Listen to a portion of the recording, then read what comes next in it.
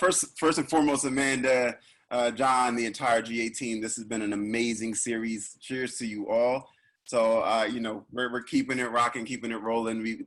The RFCPs have been off the chain. Everybody participating has been amazing. And I'm really happy today to be joined by my friend, Will Toms, the co-founder, chief creative officer of Rec Philly. We're going to get into that as well. But I also got to shout out Franz Bowen, our producer for the WYL Take Ownership podcast. I know you guys know each other, so it's all love always. But just to get into it, as you guys know, this is the WYL podcast. The whole premise here is this. It's, we teamed up with GA to really bring to the people a way to build businesses from home. The idea initially was going to have us kind of going all out, doing different things. As Amanda pointed out, the world changed very drastically once March hit. And then it became digital. It became, how can we then inform people how to build businesses from home? And I think this whole series gained a new context over the last few weeks with everything that happened with George Floyd, with all the energy around, and that's not just George Floyd, but with all the energy around, really, really taking time and investing in what does our future look like, thinking about what does our future look like, and knowing that, in today's world, it's so important for us to own our own stuff, because that's the only way we can make change really happen. And it's really possible to do it while still working somewhere. So it's never to preclude or to isolate anybody out that has a 9-to-5. I think everybody here has opportunity to make some change happen. So with that being said, welcome back to the WYL Take Ownership podcast, where we're all about taking ownership of your mental, your economics, and your community. I am joined today by Will Toms, again, CEO and chief creative officer of Rec Philly. I've known Will for a minute now. Philly scene brings people together, and Rec Philly has literally been bringing people together for quite a while now. All right, we'll hop right into it, man. So let's flow. Today's topic is scaling from my couch. Will, I think, is uniquely qualified to talk about this because not only has, of course, he built Rec Philly with his co-founder Dave into an amazing physical business. A lot of their work has been digital and been building a community online. And they've had to dive deeper into that stuff over the last few months. So I really wanted him to speak to you all about his experience doing it. I've let him know already, like there's entrepreneurs that are in the game now, deep in it. There are, new entrepreneurs on the call. And then there are aspiring folks as well that want to get involved in entrepreneurship more. So, he knows that he's ready to go and give you insights on his journey, not just where he is now. Because I know the whole idea here is to point at incremental growth. How can we get there too as a group? Start off by introducing myself. For folks that have been to the first 3 episodes, you've seen this before, this slide before, you've heard the spiel before. But again, I'm Ofo, CEO and founder of Who's Your Landlord, WYL.co. The whole goal is to empower and to inform the rental community through landlord reviews, housing literacy content, and through software for developers to better engage their residents. Prior to that, this is my second business. Prior to that, I was founder of a company called Untitled. It was a brand development firm out in Philly. And I started that when I was in college at Temple University. Randomly, I got into acting and modeling as well out there. So I've done stuff with, Nike, with Facebook, been on the Today Show a bunch of times, been on in Fashion Week a bunch of times. So all that makes me me. The key thing you'll learn about me is I don't care what it is, as long as I can find myself having passion about it and I feel good at it, I'll go do it. So that's one thing to highlight. And with that, I'm going to throw it over to Will because I want Will to introduce himself, tell you a bit about Rec Philly, where it started, where it's at today. And you'll hear through his story, just why I think he's a brilliant dude doing great work. And also, again, community, bringing people together always. So, Will, I'll throw it to you, man. Thank you, Ofo. And first, man, I'm just really honored to be here. I appreciate you guys having me share my story and my journey. And to be talking to you, like you mentioned, someone I've known for years, someone I call a friend, and an entrepreneur I really respect. It just feels good to be able to be here and sharing. As mentioned, my name is Will Tyrone Toms. I am the co-founder, chief creative officer of an organization called Rec, and in Philadelphia we go by Rec Philly. And essentially, what we do is really wrapped around this one idea, and it's about what does it look like to create an ecosystem to empower creative people to do more of what they love. And the story for me really starts as a young person. I really figured out who I was, and I really navigated a lot of things I dealt with as a kid through art, right? And I was really passionate about art and creativity, was blessed to have some friends who are also creative minded. And as we wanted to navigate the industry for ourselves, we realized like, yo, if we want to do this for real, we have to understand the business, right? So I was always that kid who, even though I love art, music, and fashion and poetry, I always was on the business side trying to play the pseudo manager role for a lot of my creative friends. And in doing so, especially in a city like Philadelphia, where we're a talent town through and through, but we're not as an industry town, we were running into the same challenges that a lot of folks around us were running into, which was we didn't know early on, like, where do we go to get access to the tools we needed to create, right? The studios for us were a little bit too expensive. We couldn't pay 80, 90, 100 bucks an hour to go to Milk Boy recording studio. We didn't know where to go to really get real education and strategy on how to build a business around our art. Back in 2012, 2013, 2014, when we're just getting started, the idea for the independent artist journey was coming to fruition, and we're watching people take their shots, but we didn't have a successful Chance the Rapper, right, at that day and age, where we could see the model at scale and say, oh, okay, this is how we can do it. And people weren't really sharing the information at that point. And then lastly, it was just like, yo, where do we go to be around people that we felt were like-minded, in this sense that they cared just as much about art and creativity as they cared about the business, right? And building a sustainable and a scalable business. So our response to that was to take a step back and say, let's build it, right? Like, what does that space for that place look like, right? Because especially if you're, getting out of college, if you went to college, right, and you're maybe graduating from some art school, where do you go? Or maybe you didn't even go to college, so you're spending your time in the dive bars and in the venues, right, just performing, going to art galleries. There was no place in between that. And then especially if you're an entrepreneur, like we are, where it was like, yo, I'm going to all these co-working spaces and I'm listening in to these speakers on these panels, but really I didn't feel like anyone was speaking to me directly, right? And if I keep it a buck, I didn't feel like any of those spaces were even built for me. WeWork didn't have the amenities we needed as a creative entrepreneur, right? So the idea for us to build this creative space came to fruition, and that's what led us to build Rec Philly, which we now think of as a gym membership for creative people, right? Yeah. So the whole idea was, we know, what we need as creative entrepreneurs, as artists. We know what our friends need. Let's just build that space. And that space turned into this beautiful community of people who were all interested in having access to these tools, these strategies, and each other, right? To be able to just make sure that we could, communicate and organize ourselves in a way where, if I'm an artist and I need a photographer because my photographer bailed on me for my show tomorrow night, do I get on Instagram and just start saying, hey guys, I need a photographer? Or could there be a better way, right, for us to get connected to each other? So that's really been what it's been all about for us, building that model and really saying, who do we want to be valuable to, right? And for us as creative entrepreneurs, and then how do we get, as much information and data as possible to really show what folks need, and then let's just go and build those tools. So that's kind of been what it's been for us. And, my background, was coming from school, studied communications, media, and economics. Studied economics more so just for like the personal pleasure of it. I just wanted to understand why a lot of people had money and why everyone I knew didn't. So I wanted to kind of learn how money worked. And the media, the communications and media piece was just because I knew early on as a kid that a lot of the media we were consuming, if you're like me growing up watching music videos, I knew that had a big role in how I saw myself and saw the world.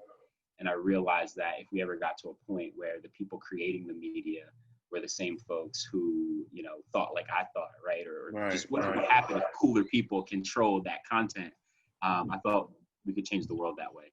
So it just so happens that now I'm literally building a business right at the intersection of media and economics. And, fortunately, we've been able to take this model that I've been talking about from the 4th floor of old window factory in North Philadelphia. I saw some folks from Philly here, so if you guys know North Philly, 9th and Dolphin. We built the model there. That's deep. It's deep. It's in the mix. And we built the model there starting from literally a 600 square foot room. And now we just, raised upwards of $3.5 million to then build a 10,000 square foot flagship location in Center City, Philadelphia, in the old Gallery Mall. If y'all know Philly, the Gallery. They call it the Fashion District now, but to me and us, it's always going to be the Gallery. But yeah, man, we've been able to scale that up, and a lot of what we've done along the way has come from some of this guerrilla style, figuring it out in our basements, right, and in our bedrooms, and then as we kind of built the space, started to do it there. But then literally now, because of COVID, the last 3.5 months, I've also been back to the grind and building it right here in my living room, with my business partners as well. So yeah, that's a little bit of a background, man. Yeah, man. I mean, I think I'm hearing some feedback. Is that me? Is it good? Hello? Oh, no, it's good now. I'm sorry about that, man. But the key thing is, I think you're a little prophetic because you're hitting on a few topics we're going to touch on tonight. And I'd be remiss to not point out a few things that are happening today, or I should say a couple of things. One is that, LeBron, Maverick Carter just announced that $100 million investment, and they're focused on black media. So kudos to them for also doing the work. And I highlight that also because, this scene right here isn't always so common, right? Of two black male founders, creating businesses that are affecting, impacting, and changing the world that also make money. So I do want to point that out too, because you guys at home are in for a treat, because we're going to give you the real information. If you've been around the last few episodes, you've gotten to really dig deep and learn from Fatima and Dawn and Sona. So, Will's going to come with the same heat tonight, and I'm excited for the conversation to flow. First thing I want to hit on, though, if I can get control of this. There we go. Yeah, man, you touched on it, right? You guys opened this amazing space in the gallery. And it has been a whole kind of redevelopment project down there, right? Like it looks so beautiful compared to, like you said, 2012, 2013, when you and I were like down there getting to know Philly more. So from that vantage point, man, you had this big space created. I've seen the images on Instagram. Like, you guys are filling out the space, having these dope events, and then boom, March hit, COVID hits. How did that impact your strategy? Like I yesterday night, you guys had Alex Wolf on digitally, right? I saw, I tuned in to the YouTube afterward, because I didn't catch it till after, but to Abu going through social media, that was super, insightful, right? So like, how did you change your strategy based off of that? Because I think that's a good starting point for everyone at home. Sure. So, and again, recphilly.com, if anyone wants to get more context to just like, what we're doing, the space and the programming. But yeah, man, when you open a music venue, a co-working space, and, 14 private studios, a retail store, it doesn't cross your mind that within 4 months of grand opening, you have to plan for an international pandemic, right? And close the doors. So I will say, honestly, man, like, pre-COVID, this idea of needing to close the doors on the space for months on end it never crossed my mind, and maybe that was a little naive of me as a young founder. I think we were all naive then. You're good, man. You're good. So yeah, no pre-planning or preparation for it whatsoever. And then, early on in March, we all were hearing rumblings, right, about what's happening with COVID. And, just maybe for some more context, Rec is a two-part model. One is the creative incubator, everything I've talked about thus far, but we've also paired that up with creative agency, who gets to go and leverage the talent in our community and get our folks paid to do projects for different brands, companies.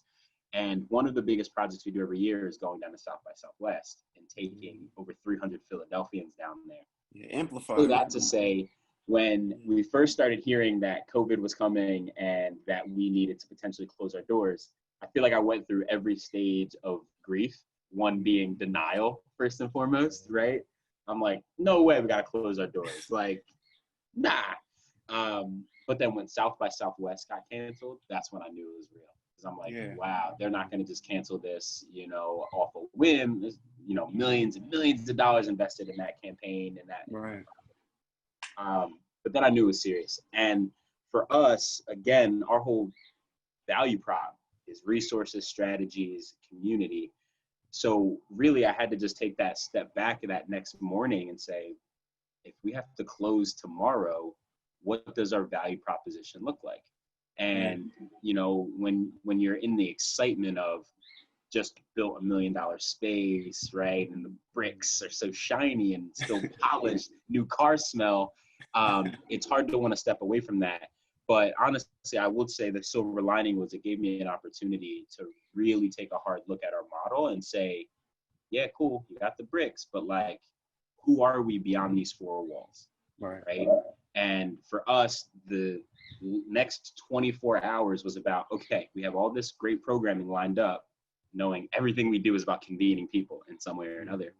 And we said, yo, this all has to go digital, right? We didn't want to miss a beat in educating our community, knowing that what was about to come was going to, one, affect us and adversely, right? You know, specifically knowing that I serve creatives, but specifically tons of creatives of color and Black creatives.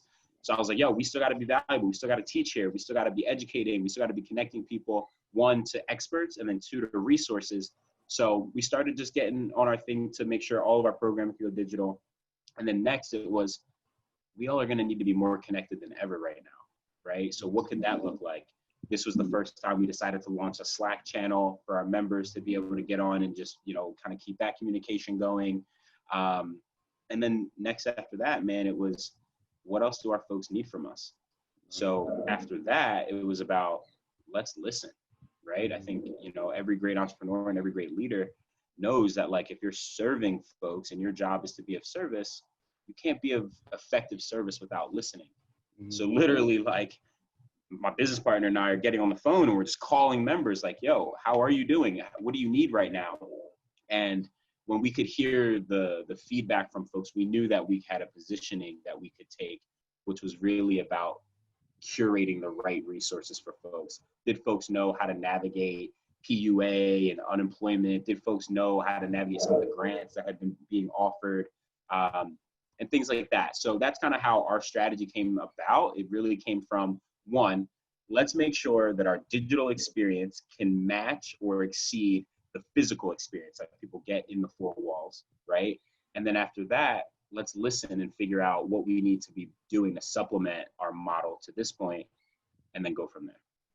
No, man, you hit on a bunch of different important things, right? Like one of them being, you know, the value prop, right? So people at home, you know, one of the key things you have to be thinking about in building your business is like, what value are you bringing to the people you're looking to serve? And, you know, Will talked about the idea of hopping on the phone with his co-founder, business partner, and finding out what his community needed. Like that's market research, right? Like picking up the phone and asking potential clients or potential customers, people that you think are your clients and customers, what do you need? Is the product I'm building of service to you valuable to you? How would you engage with it if it did exist? So I actually want to add on that, if that's okay. Yeah, of course. I think one of the things that's really interesting when we think about entrepreneurs, especially for folks who are just starting out, usually the line of thinking is, hey, I have this idea for this product or this service. Let me launch that and then go find out who needs it, right? And for me, I never really understood that way of doing it. Like, I got it, but I was like, well, no, I think we could do this differently.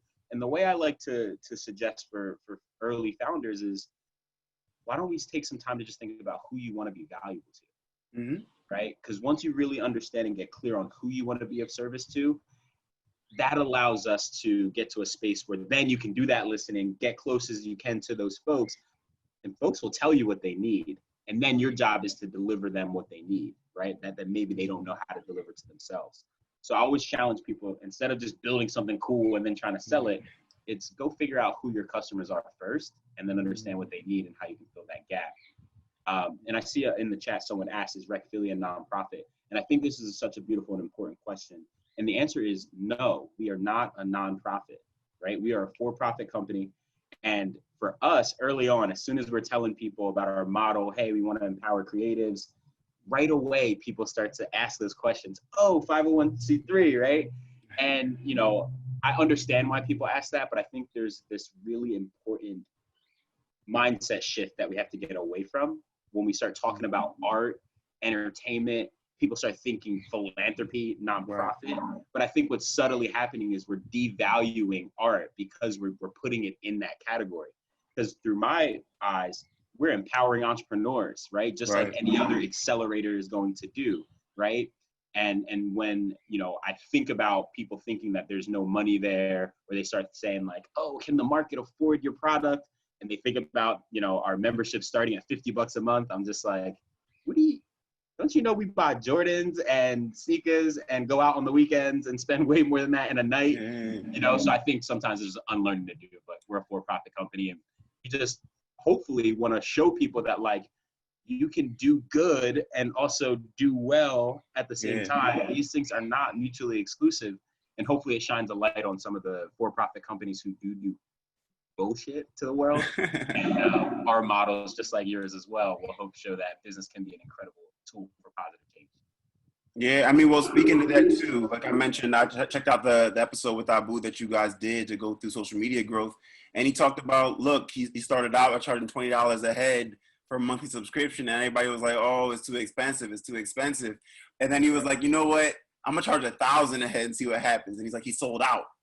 Right, so like it gets to the point of how we look at value, right? And we'll touch on some of those things too in terms of psychology of it all. But I'm glad to at least have the preface of understanding how COVID has played a role in today for you. So, you know, the next thing I wanted to touch on is really, so you've turned your physical business into more of a remote business at this point in time. Obviously, it won't be like that forever, but it's going to be like that for at least the next several months. Thankfully, we live in states that have done a pretty decent job of actually turning the curve. You know, not to say another spike won't come, but at least for now, we're in such, you know, several phases that are opening up businesses for us. If I take you back a little bit in terms of building your business out, what were things that you knew you had to be technologically integrated with, like, so doing on a technical standpoint, and how has that now affected you in a positive way? You know, that, you know, COVID changes your physical business, but now you have to now pivot to what you're doing now. So like, how are you prepared for it in that regard? Yeah, so that's a good question. So when we're, you know, let's say January of 2020, right? We're doing tons of programming. You know, at this point, we're doing just under 20 events a month, right? At that point, we were already in the mindset that, yo, every event that we're doing, because it's so valuable, there's no reason why these shouldn't be archived online, right? So in that, you know, timeline, I was already telling our team, and specifically our marketing team, I'm like, yo, let's get ready to be virtually live streaming these for anyone who can't show up. And I'm so glad that we started doing that in January, because overnight it was like OBS was the most important piece of software that we had, right? So that was something that was really helpful, because it allowed the smoothness of that transition to literally say overnight, okay, cool, we can't be in person, Zoom it up, you know, OBS it up, YouTube Live it up. And that's been really helpful. And to be honest with you, what I got to learn through that is that there's a ton of value we're giving just with the programming digitally alone. It has nothing to do with people walking foot into our space. And we've actually been able to design and develop future tiers of membership that will be just digital.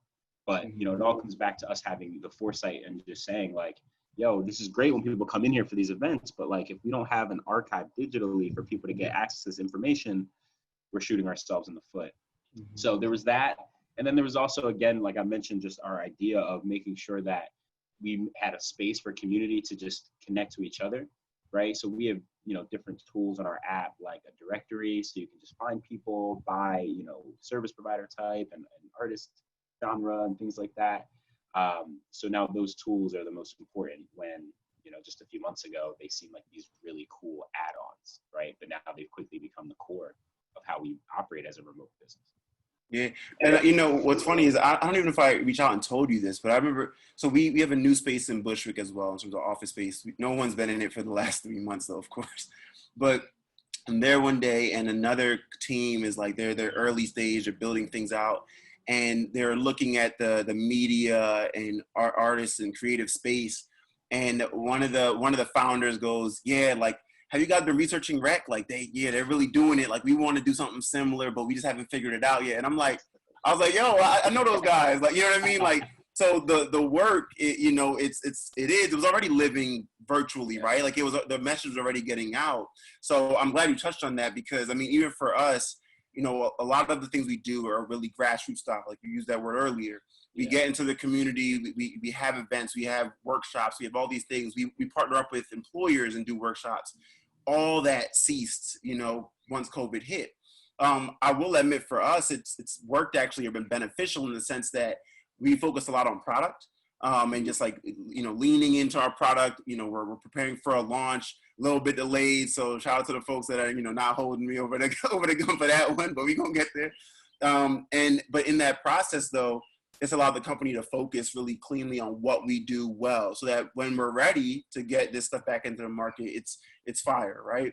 So, I'm glad we could touch on that. And again, like I mentioned, for folks at home, the reason why I wanted to highlight COVID and I wanted to highlight how it changes our existing businesses and things we have to think about strategy-wise. For many of you all, you've probably experienced the same thing, and or if you haven't launched your business yet, you're entering into a market that's different, right? Like we're in an economic depression. What we've seen is some businesses have skyrocketed, like Zoom, what we're using right now, and some have really, really been hurt. Like I've had friends that are honestly contemplating, do I keep my business going or do I close up shop? Because many of their businesses were focused on people being in close proximity all the time. And so in those instances where there's no other solve for, now you're like, do I merge with another organization? Do we have enough cloud and do we have enough technology or IP for another organization to want to merge with us or acquire us? Or do we close up shop in totality? So, you're entering a very volatile market but that doesn't mean that it's a bad thing. There's opportunity for a lot of opportunity. And so that's what I want to key in on. In your world, man, like, and I realized I have a typo here, but D Nice is what I was trying to highlight. But Verzuz, right? Seeing amazing artists go back and forth on Instagram, DJ D Nice, you know what I mean, and Club Quarantine. Like, how has they came around kind of early in COVID? How have they, that movement impacted the world of creatives in maybe not feeling as dismayed as many felt when this all happened? Yeah, I think that's a dope question. I think D Nice, man, what Swiss and Timbo are doing with Verzuz, and even Tory Lanez early on were super helpful, right? Just from a morale standpoint. Like, what's interesting is when everything started happening with COVID, we were starting to have this conversation using this language around essential workers and non-essential workers, right? And I thought that was really interesting because to the popular conversation, artists are not thought of as essential, right? And it almost speaks to this idea we were talking about earlier, right? About where we put art. But the thing for me was when you think of art as a non-essential business, but then you realize that right now, this is when we lean into music more. This is when we lean into film more. Like we realize that culture is the through line that creates the morale for us to even deal with any of this other stuff, right? So I think what they did was they really like planted the flag to just show folks that like, yo, we're gonna get through this and we can do it with smile, right? And this is all of that was before, unfortunately, Brother George Floyd was murdered, right? And then things really started to get heavy. And I just think it just showed creatives that, yo, yeah, normally you're getting in a room with 500 people and you can't do that. But they were showing us that if we use technology properly, we can do our best to kind of like add a connotation to what the new experience will be for a little bit. Where like I jumped in a D Nice thing and I see Michelle Obama in there, with like famous actors. And I'm just like, wow, like we're resilient people, and if you create the space for people to connect, so I was really excited to see that because it showed how quickly people would adopt this new technological kind of like advance that none of us wanted but realized was necessary. Right. So that's helpful. And then, I just to kind of like nail it down here, like when we're talking to our creatives through our programming right now, what we're telling folks is no matter what business you're operating, if you don't have the digital component to match what you could deliver experience-wise in person, you're going to be vulnerable. right? You know how many photographers were making their living shooting weddings, but can't now? And then they realized, wow, I have this skill set of specialized knowledge that isn't worth anything to me right now because no one can pay me for what I know, right? So now we're seeing photographers that are packaging up, master classes to just teach people who are maybe photographers 2 or 3 years behind them. And now they can sell those things while they sleep. And they're realizing that what they wanted from entrepreneurship in the beginning was all about freedom of time. And they only get that if you can decouple your time from your earning potential by creating products, right? So we're just challenging folks to say, yo, what was the experience in real life? Now go do that digitally in whatever way you can, whether that's products or experiences like what Verzuz and D-Nice are doing. Yeah, man. I mean, it speaks to that ability to be flexible. Like I was talking to my friend Mark Clennon about a week ago, and Mark's a photographer. He's done amazing work. We've spoken on panels together before as well in New York City. And, he mentioned that, at first he was kind of just sitting on his butt playing video games during COVID, right? Like he's like, yo, I was a photographer. It was, there was no events. There was nothing.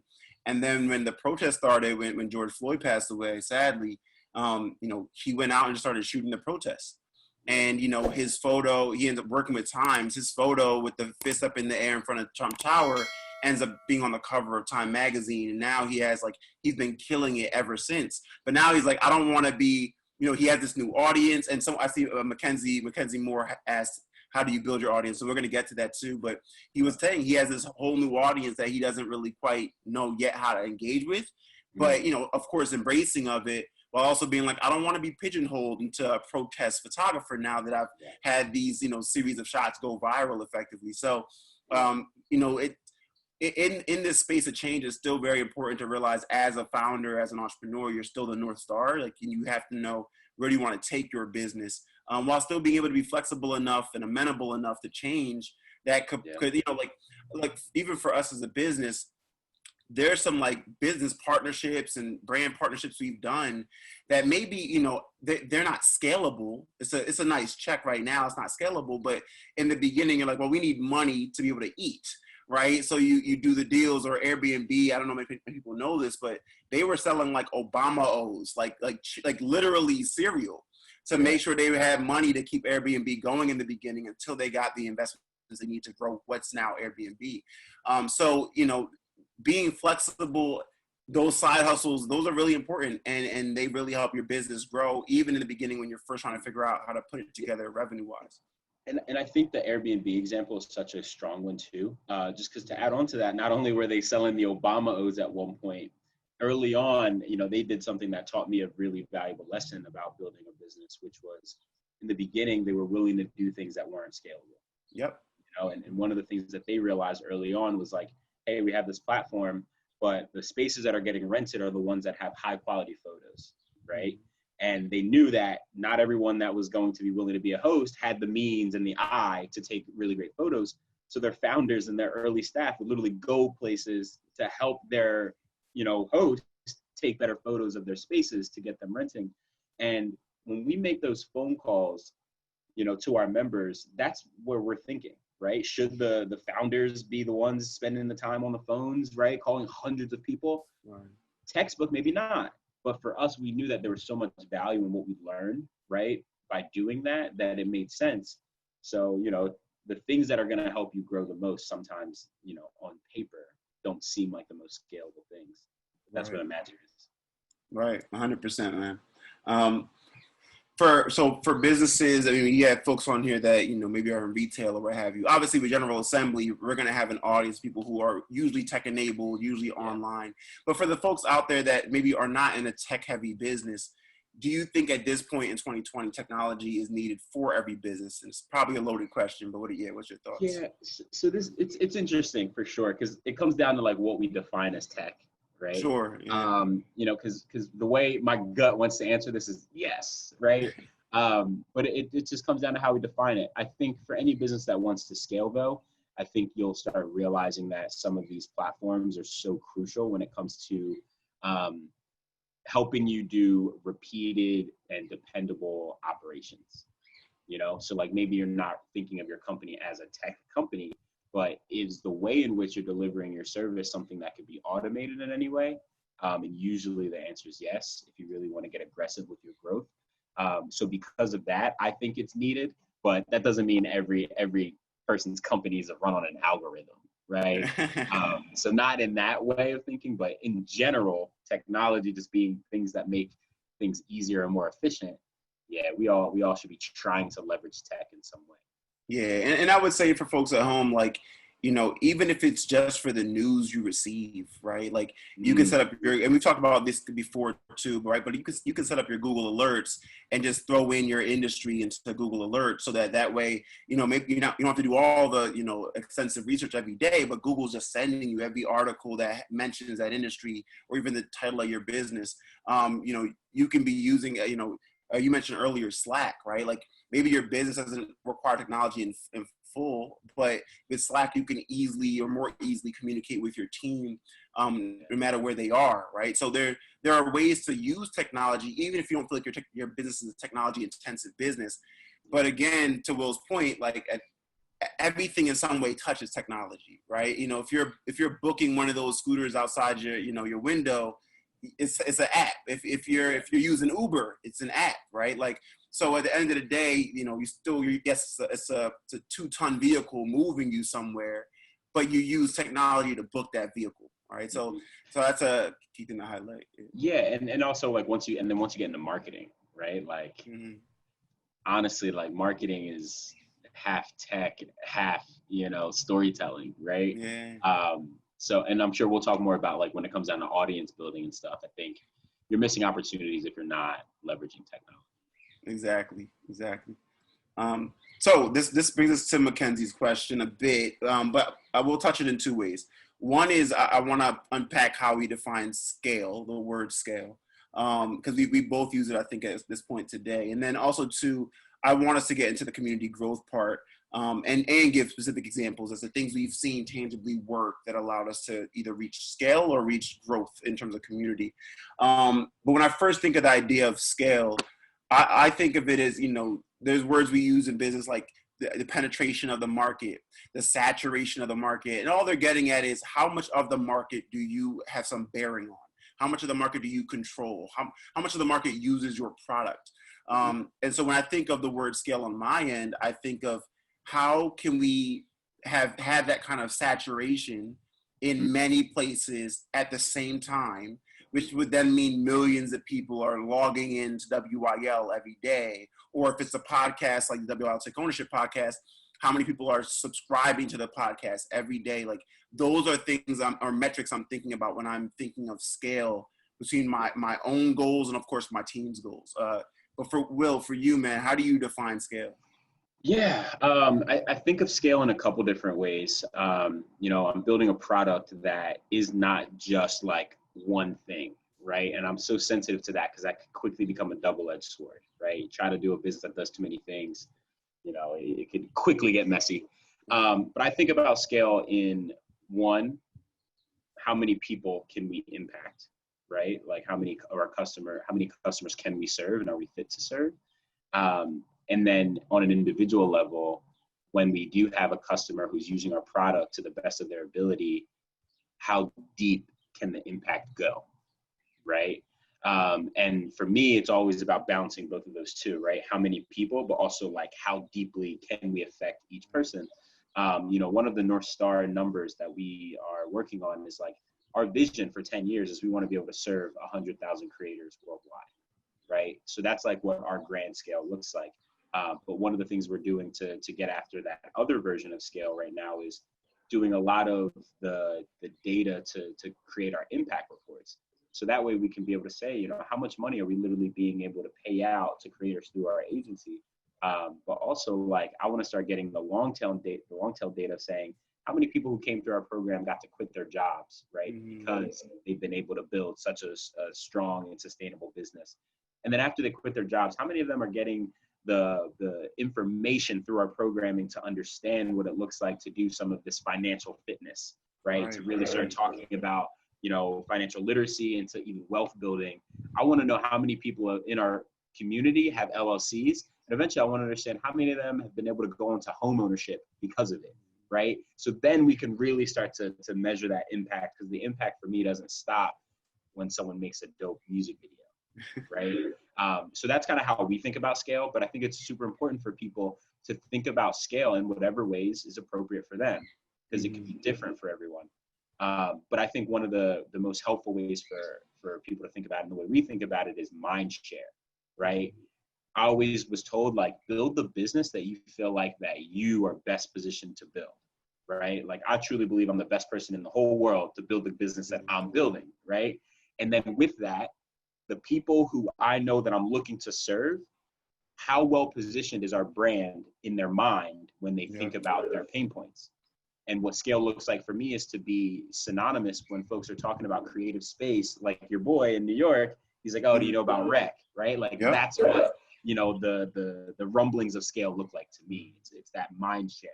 Think about soda, Pepsi, Coke, boom, they're at complete scale, right? Think about fast food, McDonald's, they almost have this like omnipresence, right? And I think that's one way to think about scale. But specifically omnipresence only to your market and your market alone, because who cares if people outside of that know about you or love you? Right. You know, it's funny you bring up Pepsi and Coke. Like I always point this out, you know, in talking with a lot of young entrepreneurs, and I mean young in their journey. I remember being in marketing class in college, and the professor talked about Coca-Cola, and the whole point was to highlight to entrepreneurs how to market their businesses. And for the life of me, I couldn't understand why we were learning it in this way, because, you know, Coca-Cola is a multi-billion-dollar business who at this point, you know, their logos are simply to do what you just said, remind you they exist when you're parched. So like when you're at the front of the store line, like, oh, let me grab a quick cold Coke. I mean, they're impulse buy. That's why they're in the front, in the fridge, right? Yeah. So for entrepreneurs at home, that is a very different marketing style and approach than what you often are equipped with day one. Right? Like you want people to just know you even exist, right? And Coke wants to remind you they exist because they know you know them. They're one of the most recognizable brands in the world, but you're just trying to gain mind share, as you put it. So your marketing tactics have to look very different, and they have to be very, very strongly centered around value, because you don't have in the beginning brand to fall back on. People don't know already the vibe they're supposed to get from your business, the vibe they're supposed to get from your product. They don't know already the founders per se, in terms of, I like working with them because they really believe in X, Y, Z. So when that's the case in the beginning, it really, really comes down to your product and the value your product's giving other people. You know, so that's it, man. And I hope that a lot of our entrepreneurs understand that, like, as a founder, like, you got to be a great storyteller. And this is something that I'm actively trying to get better and better at, because, you know, that's all marketing is can you get the right message to the right person at the right time, right? And if we understand storytelling to then pull them into it, it's not just about, hey, I have this commodity for you that you'll like in this moment, right? But when you watch a Coca-Cola commercial, the story is, this will make you happy, right? The story is rarely like, this is gonna really just like be a good drink for right now. It's like the cheers, right? It's almost this friend vibe, this energy, and I think they just have done such a great job at that storytelling for so long that we now tell the story to each other. Yeah, I think the same thing when it comes to even pitching your business, right? Like I always thought to myself, I wanna speak out loud as if I'm listening to me speak out loud, because if I don't connect with, if I'm speaking. You ever been in a moment where you say something, you articulate a story or you articulate a point, and then you pause before anybody responds, and you go, wait, I think I can say that better. Or you go, wait, does that make sense? And the reason why we're asking that is because we know we didn't just articulate it the way it was best needed to get the message across.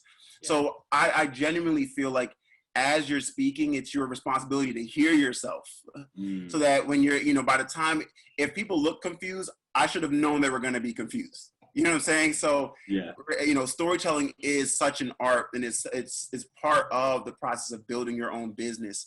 You know, you have to be able to tell stories effectively, because remember, as a founder, you're not just pitching investors, right? Like that's way down the line. You're pitching your team every day when they show up. They got to be motivated. And so if they're not buying what you're selling, you're not pitching them well. You're pitching your potential customers because you want to get their business. Like, and then at the end, investors, right? And also in the beginning, when you don't have the monetary means to buy everything, right? You can't get the best law firm in town. You can't get the best accountants. oftentimes in the beginning, you have to be able to pitch them on the vision of like, hey, just help me. I'm a person that's hungry. I'm out here doing it. Do you do any pro bono work? You know, will you take some equity? You know, of course, it's a small amount, vesting over 4 years, so you can talk about that.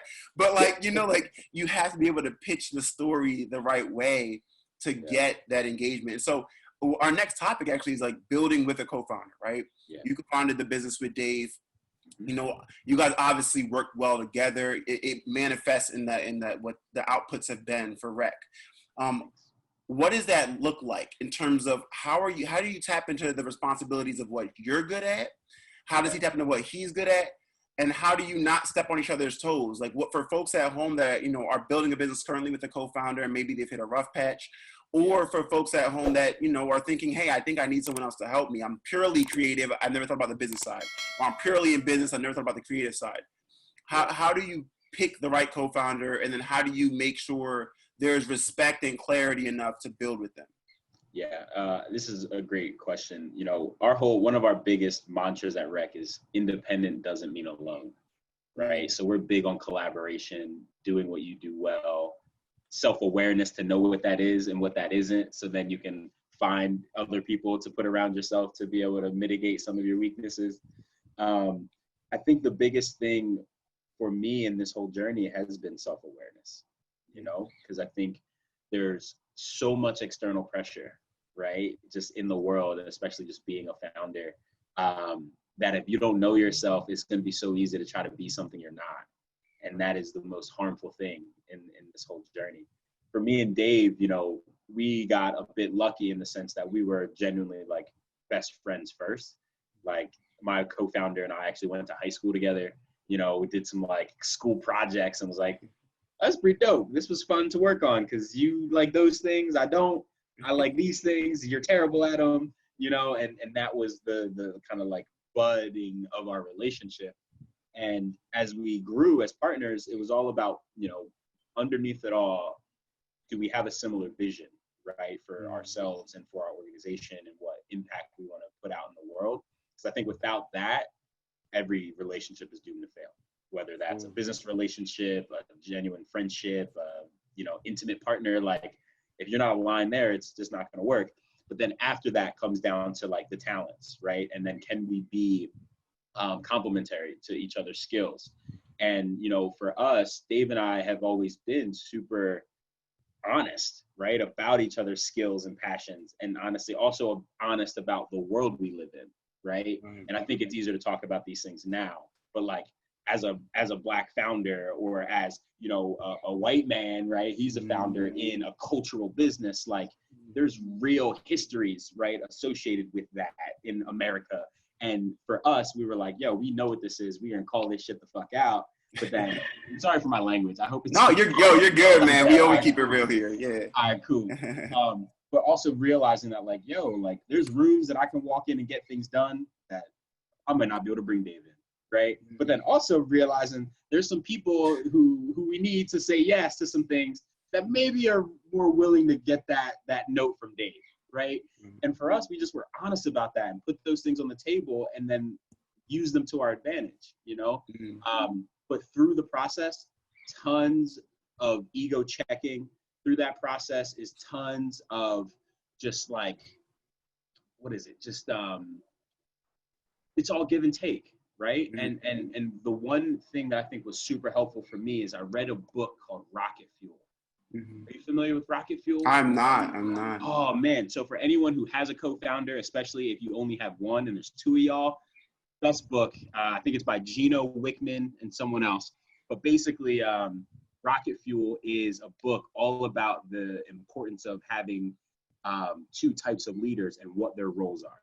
And Dave and I were even at a point in our partnership where, like, we were both trying to do a little bit too much, right? Where, like, I'm looking at him and he's grinding it out, loves emails, firing them off 3 a.m., you know what I mean? And I'm almost here like, you know what?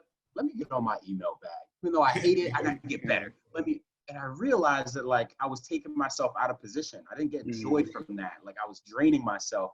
But ego was telling me that we had to kind of keep up with each other in that. Yeah. But the reality is, if I'm in that bag and I'm using that side of my brain, then I'm not being able to be the visionary that I know I am and create great product, right? Because it's a very different thing.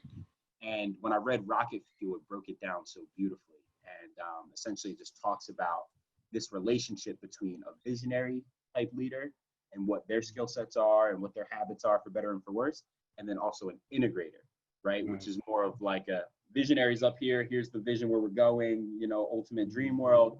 But then you need the integrator who's going to say, okay, cool, but to get there, you need steps 1, 2, 3, 4 in this room. And as we've been able to be more honest about those things, what makes us happy and all that kind of stuff, it allowed us to get to a space where we could stay in our pockets and just crush it. Yeah, no, it's real. I mean, I think oftentimes people don't understand the breakdown even of like CEO and COO. So it's like, well, what is the COO's role or what is the purpose? And, you know, one is chief executive officer, one is chief operational officer. And you have the visionary in terms of how they see the world and all these things, but you need the operator to like set those meticulous milestones and work with the team on how to get there. And every now and then you get blessed and fortunate enough to be both. But that's not always the case, right? Like in reality, if you can focus your energy on what you do very, very, very well, you can take over the world with that just because of knowledge. I had an investor call today, and 2 questions that caught me off guard where, you know, or I'll keep it on this one because the other one was kind of just like, it was par for the course and it made sense. Sure. But one of the questions was, you know, Ofo, like, what are you not good at? Like, and so I took that as like, oh, so as a team, I think we could, no. What are you not good at? And I was like, oh, you mean like me? And I sat there and, you know, I just had that like an interview question. I hadn't gotten that in a long time. So I was like, I don't want to sound corny and give you like that negative answer that's really a positive answer. I'm a perfectionist. Like, you know what I mean? Like I work well under pressure, and it just means you're a procrastinator. I was like, yo, but I think I know where I suck. I was like, and that still probably comes off corny, but like I mean it. Like, you know, I don't want anyone on our team that I can do their job better than them. I would just do it. You know what I mean? Like, it's that idea of giving something to somebody who works hard to get it done, or you give, you know, somebody that has a lot of gaps in their schedule, you give it to them and it sits there forever. The person that's always doing things will find a way to get it done in 10 minutes and shoot it back to you. So from my vantage point, if value add to our business and our company is you do what you do particularly better than anyone else on the team. Right? Which is why you're here. You're the expert. And of course, as we grow as an organization and grow as a bigger organization, things will change. There'll be several roles that are the same role, but the idea still remains, and you guys are the experts that the company is looking towards to give insight, right? Because I can't be a data scientist like you can. You went to school for it. You know it. Tell me what's important, right? I can just tell you where we're looking to go. So I think that's important to remember too, in terms of, you know, co-founders, business partners, all that stuff. Bring in someone who really complements what you do, who adds to it, right? Like your first hire should be the person who can do what you don't want to do, what you don't have time to do, what you can't do. Exactly. And you know, here we are on the idea of building a team. You know, some of the first steps you're thinking about is like you just said, right? What are people good at that you're not? Where are the holes? I'm very big on growing organically. At the same time, I'm very big on the idea of being prepared. But at the same time, everyone at home, I think, has anxiety over like, but I don't know accounting that well. Or I don't have a law degree.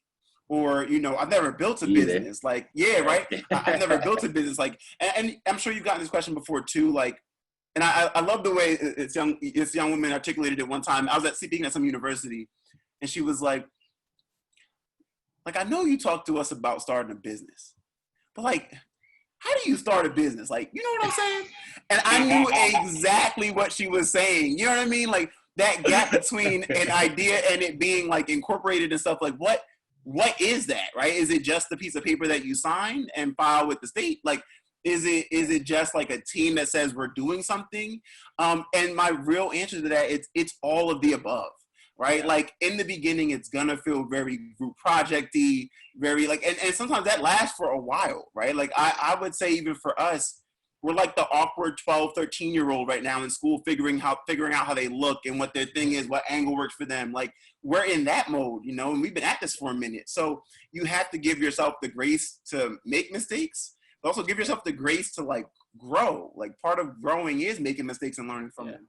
But Bro, you know, for you, yeah, what's that been like? we were in that space that you just described of like school project clubhouse feel for like 4 years. Yeah, You know what I'm saying? Like, and you know, one of the proudest moments I honestly have had as an entrepreneur was the day that we were able to give our staff full-time salaries and benefits and equity. Proudest moment to date, man. And it meant so much because when we first started the business, it was me and Dave in our basement with interns, like first volunteers.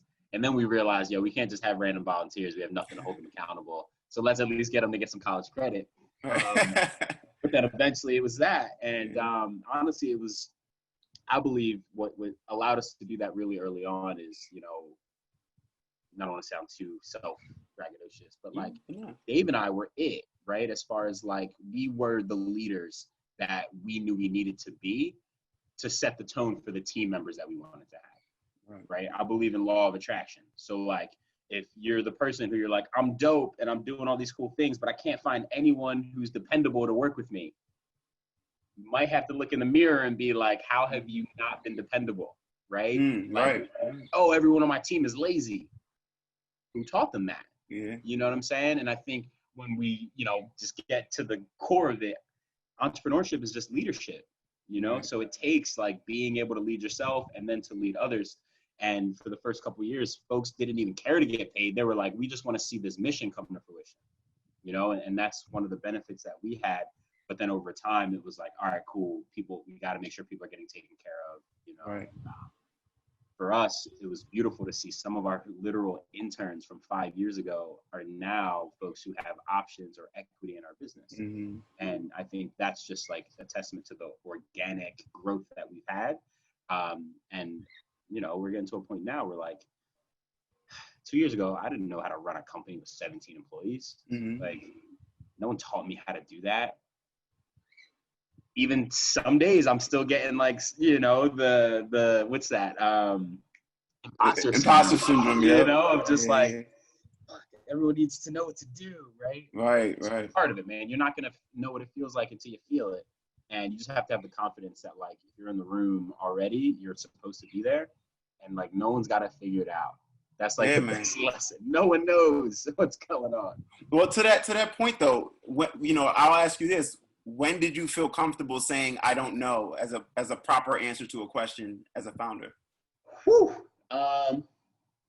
Honestly, I would say that I got that lesson shortly after that rocket fuel time, right? Because before reading that book, I was looking at every one of my weaknesses as a liability.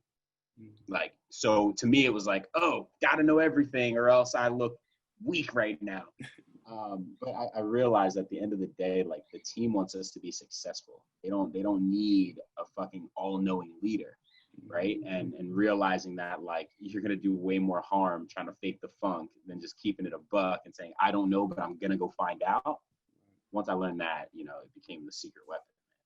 That's real, man. And you know, I make sure oftentimes with my team, like I have mentors that are like specific to a thing. Like I have a couple VC mentors. I have like a business mentor, business development mentor.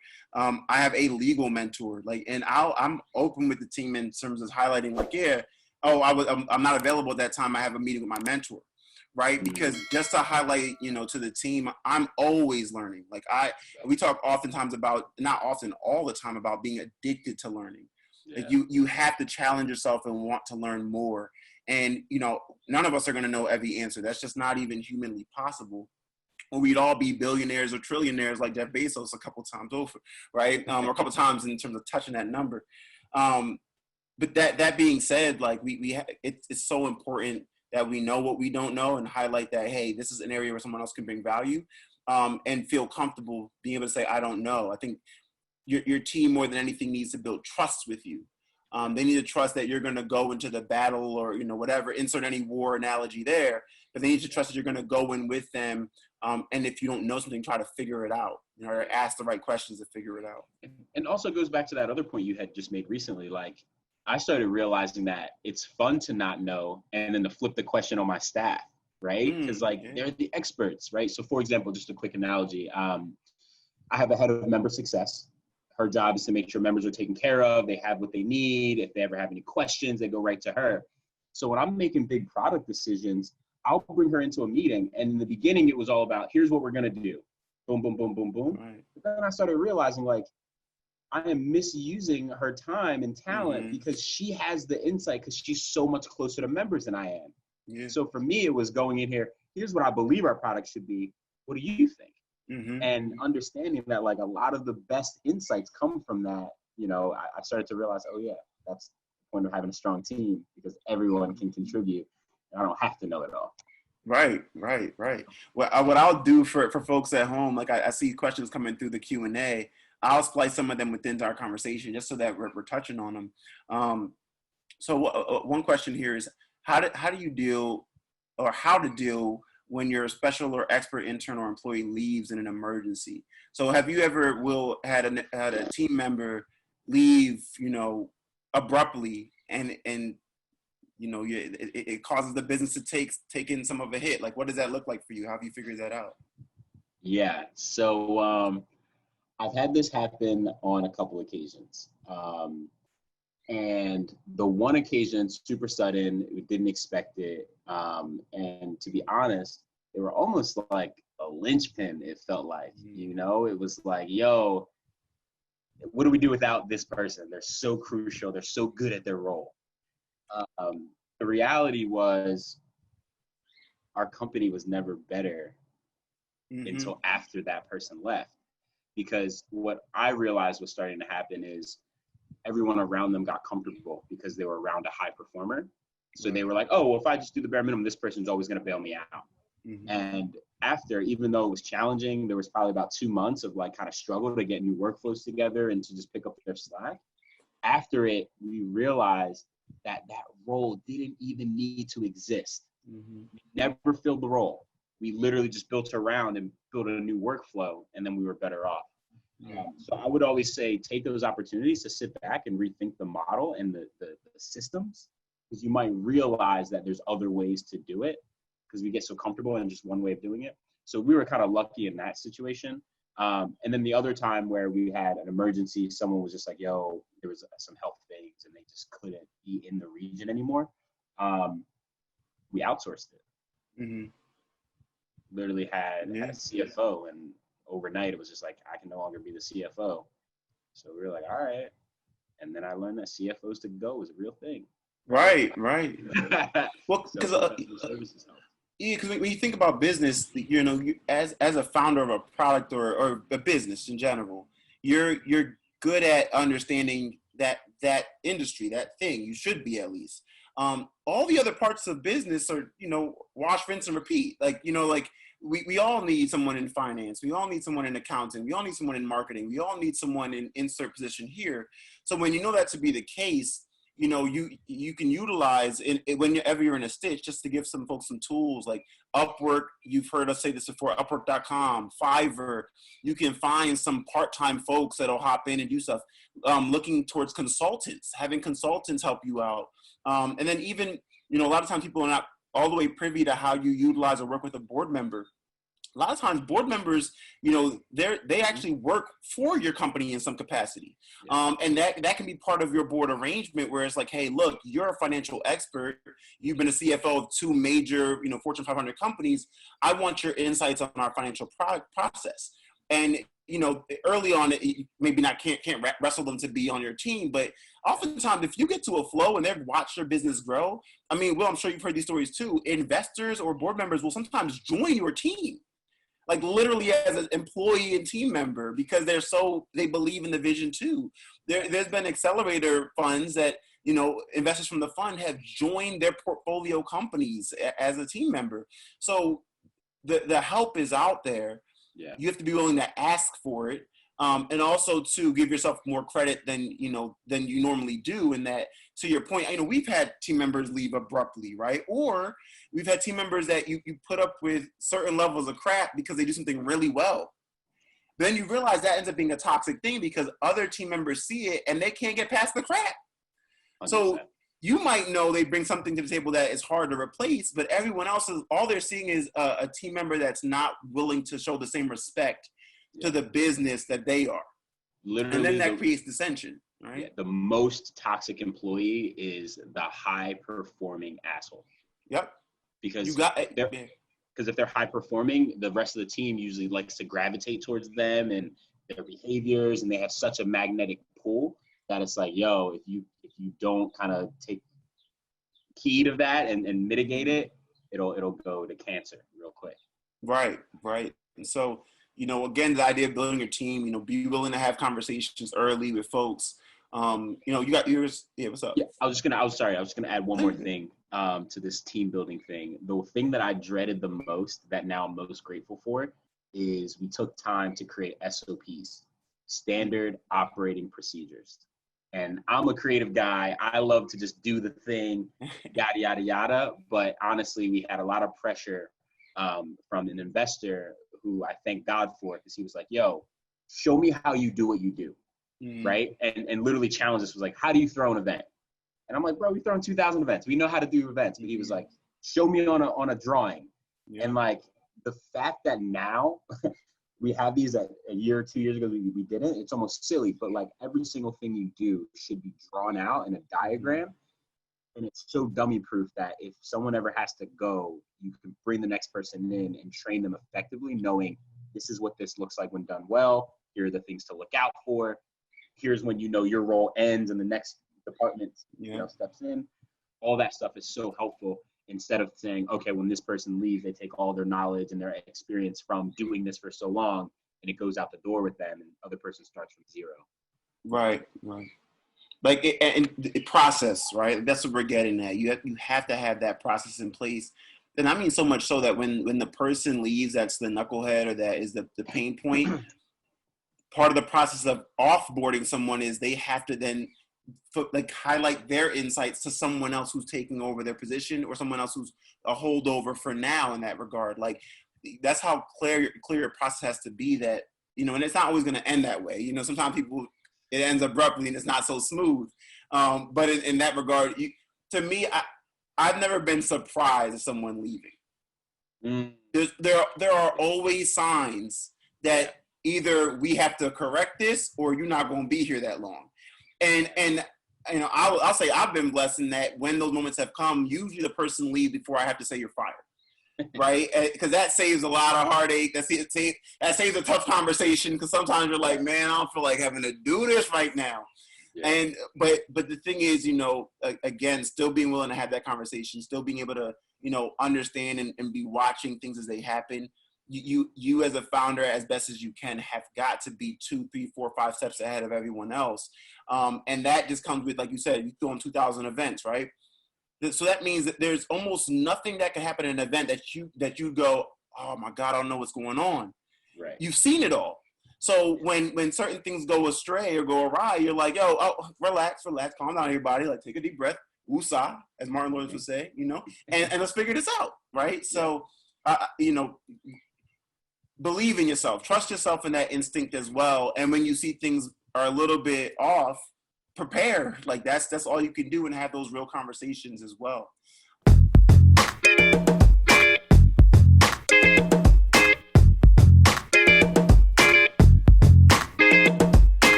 I want to touch on financing. Like you mentioned, you guys raised over $3.5 million to the business.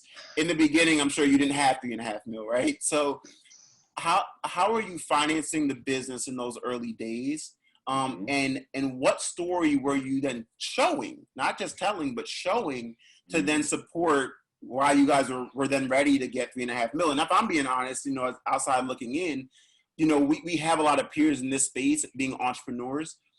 To be honest, especially to my fellow Black entrepreneurs, a lot of us which should probably be at 15 million raised by now, 40 million raised by now. You feel me? You know what I mean? And so, but that's not just a race thing too. I'll acknowledge that sometimes it's also like a cultural thing in terms of location as well. Because like in my experience with Philly investors, it's not always been so positive. Like it's not necessarily, I won't even put all the onus on them, right? Like if I've made my money a certain way, or if I'm only investing in biotech or pharmaceuticals, and I don't know nothing else. Pattern matching, right? Right. So my thing is, don't be mad if someone has to leave the city to get the money. Because I've looked at Venmo and what they did and moved to New York to get the money, and then they sold to PayPal. Looked at Warby Parker, right? And I've challenged Philly investors to be more expansive in thought. It's a city where the first computer was ever built. Like the innovations in the blood of that city all through. So, so I just want to highlight there can be many reasons why coming across financing is not easy. Right. Pitching rec 5 years ago, I'm sure in Philly, and asking for money, investors looking at, what are you talking about? You know what I mean? Even though this is the city of the Roots and Jill Scott and all these amazing artists, right? Yep. So talk to us, man. How financing? Yeah. How did you think through it? How were the early days? Yeah, you got it. Yeah. So first, I want to just commend your audience of folks here, man. I see so many just brilliant questions coming through, and I love the engagement. That's super awesome, and a testament to the platform you guys have built here. So the way we think about financing, so for context, when we raised our seed round, it was the first time Dave or I ever did a raise, right? So there was no like prior Rolodex of all these people, there was no knowledge base of like, oh, this is how you raise a round. It was a lot of YouTube University and just figuring it out. So in the early days, I'll start there. It literally started, our whole company started off of personal investment from Dave and I. Literally, we were just coming from another business. We ran a production company called Broad Street Music Group, where we just threw shows, right, and created content. And that's where we got the opportunity to learn the real problem we were facing and then build the new model. But we had made money throwing shows. And at the time when we founded Rec, we both still had full-time jobs, right? So it was about, burning the midnight oil after the full-time and using that money as our first investors, right? Mm-hmm.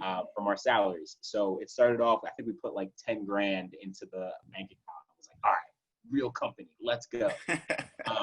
And honestly, it was just a bunch of reinvesting that money back into the company, throwing shows, making money, keep it going. And then that's what allowed us to finally get a lease at our first space in North Philly, right? Super tiny. And we were just bootstrapping by every sense of the word. Like, I'm so proud of our space now because when I look back at our old space, I'm like, yeah, man, we were duct taping things to the wall. Like, did you guys get the Amazon picture, like the Jeff Bezos classic photo? You got some of those? I got a few of those, bro. Cool. And it's great. But and I think that is so important. Like, I wouldn't change the way we built for the world because that's where we get all the great insights. Like, that's where if you really are solving a need. Like, are people willing to walk up 4 flights of stairs with no heat and no AC to get your product? Right? Yeah. Like, that's when right? That's real. So that helped a lot for us. So it was just, 4.5 years of just complete bootstrapping.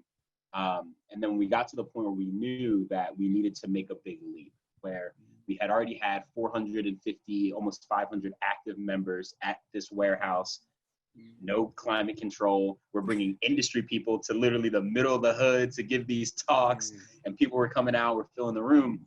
We were like, okay, what does the next phase of this look like? How much capital will that take? And how long would it take us going the way we're going to get to that space? And we just didn't feel like the slow road was our best interest. It had our best interests at that point. It was like, we need to do this bigger and we do need to move quickly because I believe that people would start to wake up and understand the importance of our model finally. And we wanted to stay on the forefront of that. So here's what fundraising looked like for us for the first time. It came down to storytelling again, which I think is super important. And the formula of the story, in my opinion, was like this. It was first, what problem are we solving? Get super clear and articulate on that. 2, who are you and why are you the best person in the world to solve the problem? Mm-hmm. 3, prove the traction that you already have in solving that problem, and also showing them what the world looks like when the problem is solved. And then finally, what do you need from that person on the other side of the table to get it done? Right. And then put a bow on it by telling them what their actual like payout, right, looks like. Well, but one thing I want to press you on though is, so you talk about the idea of a problem, right? First and foremost, you know, you guys aren't solving one problem, right? Like in reality, there's an economic problem you're solving with creatives getting paid what they're supposed to get paid. So the learning of business literacy. But then there's also like what then is the production of, you know, an event where people at home, like in the situation with me tuning into those episodes before, it's I'm watching and receiving information myself, but I'm not necessarily a member signed up and paid in the ecosystem. So how did you right, not yet, fair enough, right? How did you articulate two problems or multiple problems at one time and make it in a way where the investor on the other side of the table was like, you're not biting off more than you can chew. I see how these all tie together.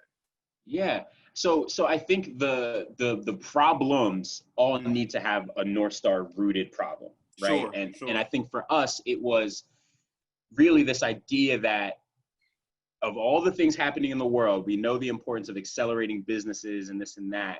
Artists still were not being invested in as the economic engines that we know that they are, right? And that was being proven by just the lack of resources they had access to, the lack of information that was being tailored specifically to educating artists and creating smarter artists, and just the lack of community resources developed with the artist in mind. So it was all about that, right? And we were just like, yo, our vision, right? We almost like framed it as a question. What does the world look like when you give an artist access to all of those things, right? And that kind of helped to start getting people to understand. But honestly, I have to say this too. In the beginning, we felt like the first 40 pitch meetings were falling on deaf ears because I was trying to convince people of the economic viability of an artist. Okay.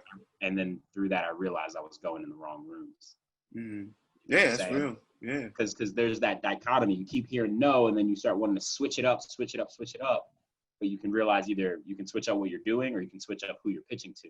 Unfortunately for us, we started to do the latter and got our first yes, who literally was an investor in a business who had just got sold. And he was, it was a food startup. Basically, he was empowering local chefs to be able to scale up their business. Think about it like Grubhub, but for local chefs. Gotcha. So literally he was already empowering creative entrepreneurs. So when we came in and said, yo, we're empowering creative entrepreneurs, there was no guesswork there to be done. Right. He got it, said, yo, duh. And then that was our first investor, which gave us a lot of leverage for others. But yeah, so that was the story we told, man. And the journey was rocky, bro. Like, resilience of being able to hear no 60 times in a row and not lose enthusiasm. Like, I don't know if anything really prepares you for that, you know? Well, people think it's like this story that every entrepreneur wants to tell. I think reality is, I mean, we all want to go through some level of strife so we can say we arrived in the other end, you know, bigger, badder, and stronger. But I think if we all could chew, we would just kind of cakewalk to the victory.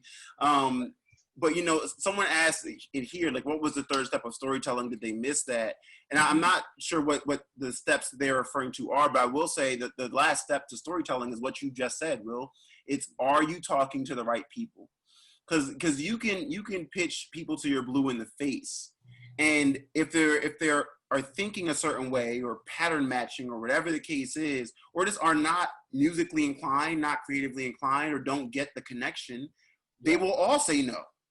Yeah. But, you know, you start pitching, you know, hopefully the right people, and all of a sudden you start hearing some different energy, and hopefully then a yes. And, you know, one of the things you talked about as well is in the beginning, you know, realize a lot of folks at home that are working their full-time jobs right now, the money's going to come from you.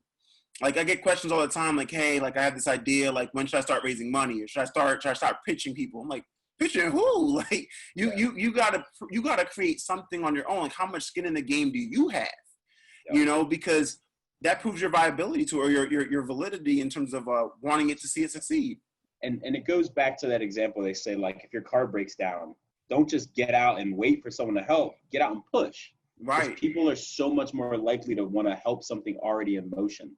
So, like, when you think about, like, going to investors, the story should never be, I have this idea, I want you to invest in it. Mm-hmm. No, I'm already doing this work. Here's our impact. And then help tell the story of your investment, you know, times what we're already been doing, times our reputation can become the impact. I think that's super important. No, absolutely, man. Absolutely. So with that, I want to talk about the idea of determining the right business model, right? So you go from, you know, let's say in the beginning, you have no money in the bank, or you have a little bit, and you're trying to figure out how can I then make some income to move forward. One thing I'll point out too is that I think there's misinformation in the tech world, or the world we live in today, a lot around this idea that everyone just raises capital with an idea on a napkin and can go off and become Facebook. That's just not reality. Like no, you know what I mean? And if there's one thing I want to unpack tonight, and make sure I leave dead on the side of the road, it's that idea, right? Like, you have to put in the work. Now more than ever, like, you know, series seed, so seed funding firms are looking for 500,000 in trailing revenue the last 12 months, $1 million in trailing revenue last 12 months. So I just want you guys to have that concept in mind, because angel investors, meaning just human beings that are accredited, that have means of over $200,000 a year in income, over $1 million in net worth, they can invest because they like you, you know, and that's still hard unto itself. But when you're talking about any kind of institutional capital, there are rubrics that they're following. There are theses that they're following to guide their decision-making process, some of which will end up making them miss out on the next Facebook, but often a lot of them are just what they follow, because they have to tell their limited partners who put the money in how they're going to spend their money, right? So, or invest their money. So I just want to highlight on that. So now, in the idea of the right business model, we both touched on things that are not necessarily always scalable in the beginning, but you can do them because it can generate income. You know, I want to touch on how you know what's the right thing to do in that space of time. And also, too, what are you aspiring for? And Will, you guys heard earlier say something along the lines of, like, you want to create a process, right? Like, you bring the thing into the process, it gets done and spit out. And, you know, at WYL, we say, like, we want something where we can take it on one end, throw it in some machine, the machine does all the work, it spits out the output. Yep. And so similarly here, like, that's what we call a repeatable, a scalable business model. Think of subscription businesses. Yep. You get enough people to subscribe to your business on a month-to-month basis, and now you're making millions of dollars. And you're focusing on churn, so who you're losing every month, a percentage of people you're losing every month, and also you're focused on your monthly recurring revenue. How are you growing? What's the percentage every single month over month growth? Yeah. When you're able to really boil it down into a process, you have a scalable, repeatable business model. Yep.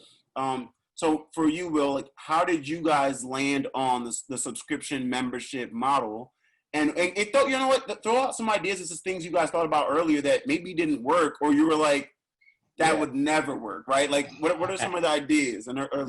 So, I mean, yesteryear, we were like, yo, let's build a really dope record label. And then we really did all the research, and we're like, we don't want to run a label. Absolutely not.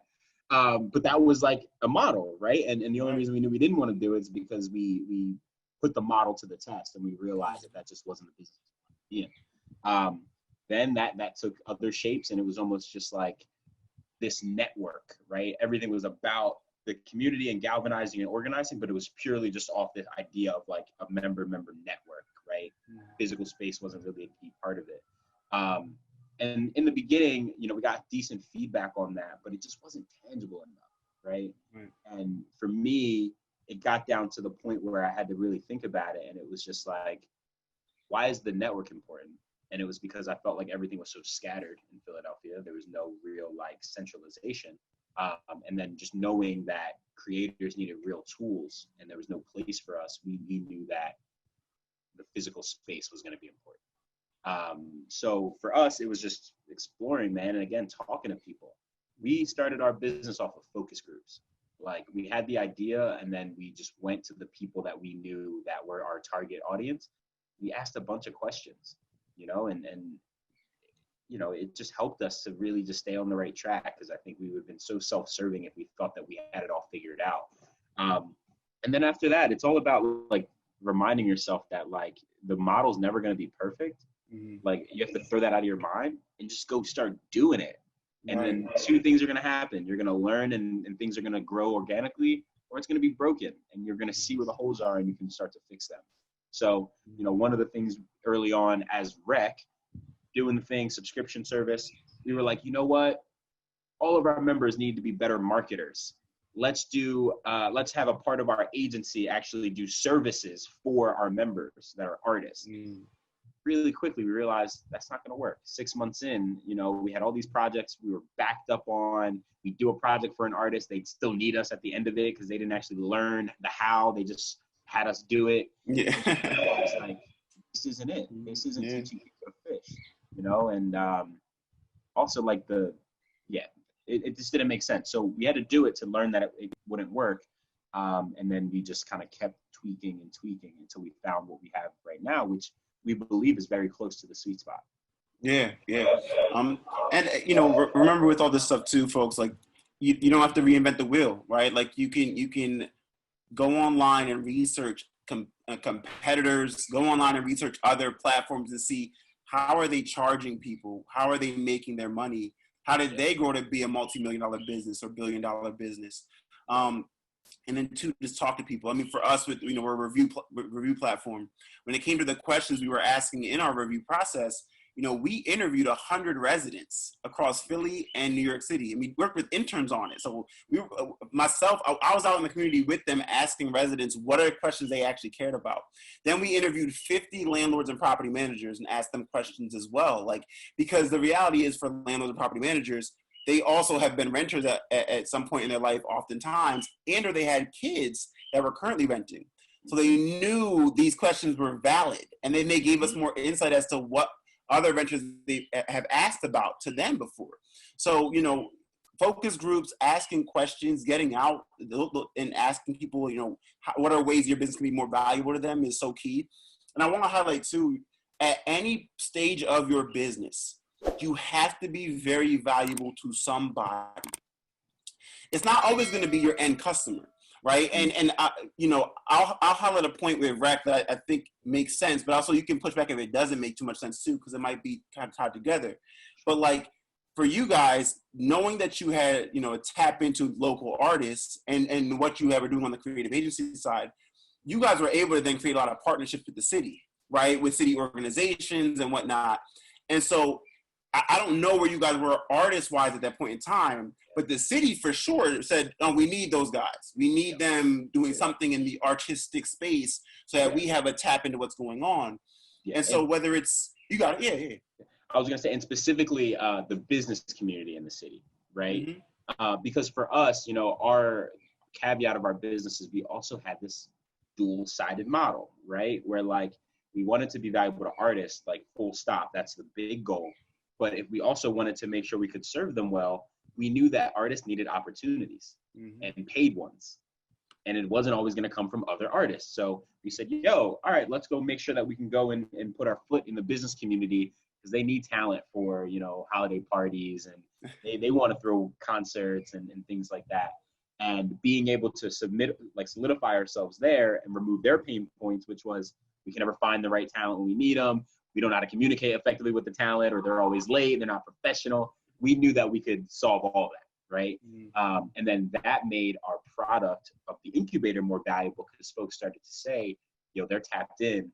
I've seen people get gigs through Rec, right? I've seen people learn and grow and things like that. So both sides became more valuable to each other. And now we're at that space where we can keep building on both avenues. Yeah, I mean, what you're describing is a flywheel, right? Like when you can make everyone in an ecosystem need you in some way, that kind of stickiness, that glue makes your business, gives it the potential to be $1 billion business. Because, and once you prove you can do it in one location, then you can repeat it in others. And I imagine that's probably why you're called Rec versus Rec Philly, because it's not just Philly. You guys can now do this in other places. You know what I mean? We've seen it happen with the Creative Collective NYC. Now I think there's the Creative Collective, right? Like you start in one location, you do it really, really well. You penetrate that market, and then you repeat it. So that ties us to this question here about building an audience, right? Yeah. How did you earn first of all, how did you even get artists to take you seriously in Philly? And beyond artists, how did you get people to take you seriously? Yeah. And then And then as they did take you seriously, how did you make sure they were still plugged in to keep growing? So the community was not ephemeral, people coming today and leaving tomorrow, but like they would come today and I want to see what's happening tomorrow and stick around. Yeah, this is a great question. And I saw someone in the chat ask something about this as well. Mm-hmm. Man, just start small, you know? And again, the same way I mentioned Dave and I were building our team, first we had to be it, right? So I'm really blessed in the sense that, you know, I am our market, you know, to a certain extent. Like I was the young videographer running around the city trying to manage some musicians and not knowing what to do or where to go. So that gave me a level of insight. I knew what we needed, right? So as we started throwing our events, you know, some of our early events were only 30 people at a dive bar, right? But doing that and trying to be as professional as we could with that, we built trust. Yep. This whole thing about business and sales is all about a trust game. Can people trust you? And the one tip I'd give to anyone who's building a business or building a brand, take this idea of the word brand and just throw it out the window. And anytime you want to say brand, just say reputation, right? Because then you start to realize how simple this whole thing is. Yep. What do people know you for, right? When people think about you, what do they say? So when it comes down to that, I realized the most important word for us in building our audience was consistency. And when I say consistency, I don't mean in the sense of time, right? Every single day, am I doing the same things over and over? No, it's every way in which we communicate, which is all sorts of different ways. Are we saying the same thing, right? So if I was a musician, are my lyrics saying the same thing that you get from me when you see the way I'm dressed, right? Mm-hmm. The way I'm engaging with people on the internet, going back and forth, is that still true to who I am and the reputation I want to build? So for us, we said we're going to be valuable to creators. We're always going to be a resource for them. We're always going to be, you know, providing education.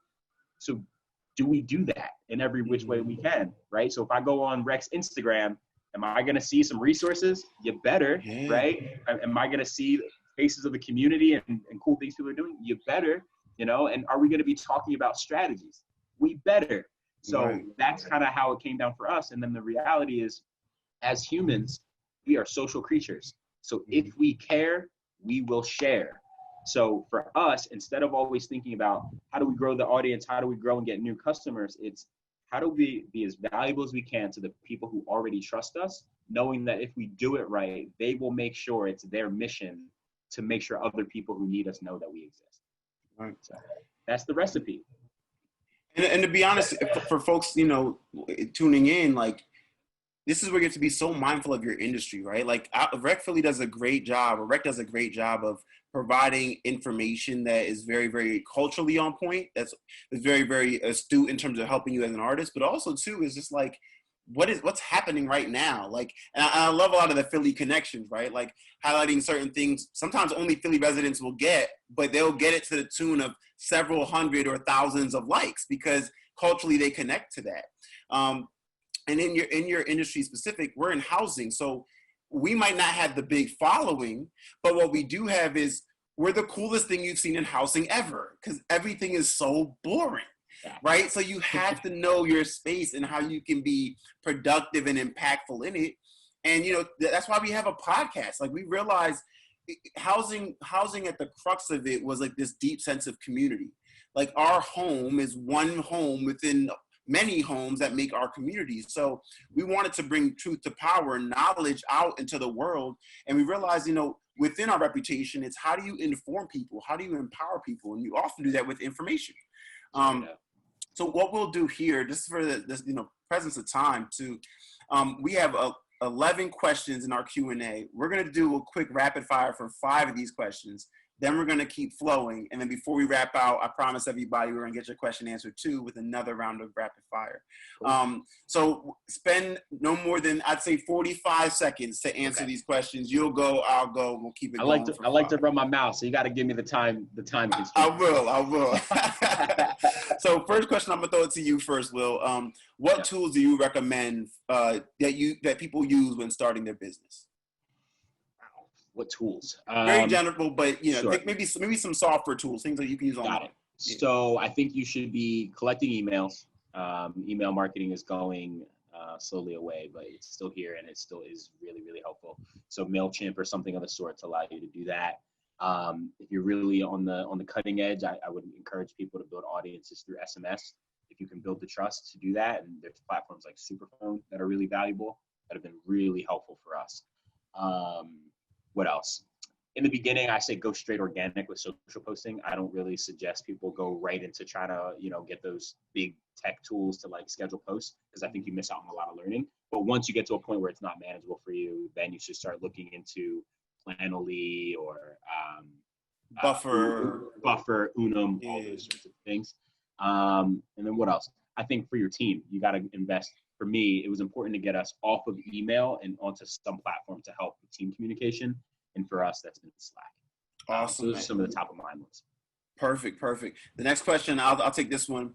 What are the most obvious signs someone is thinking of leaving? Sometimes they'll tell you.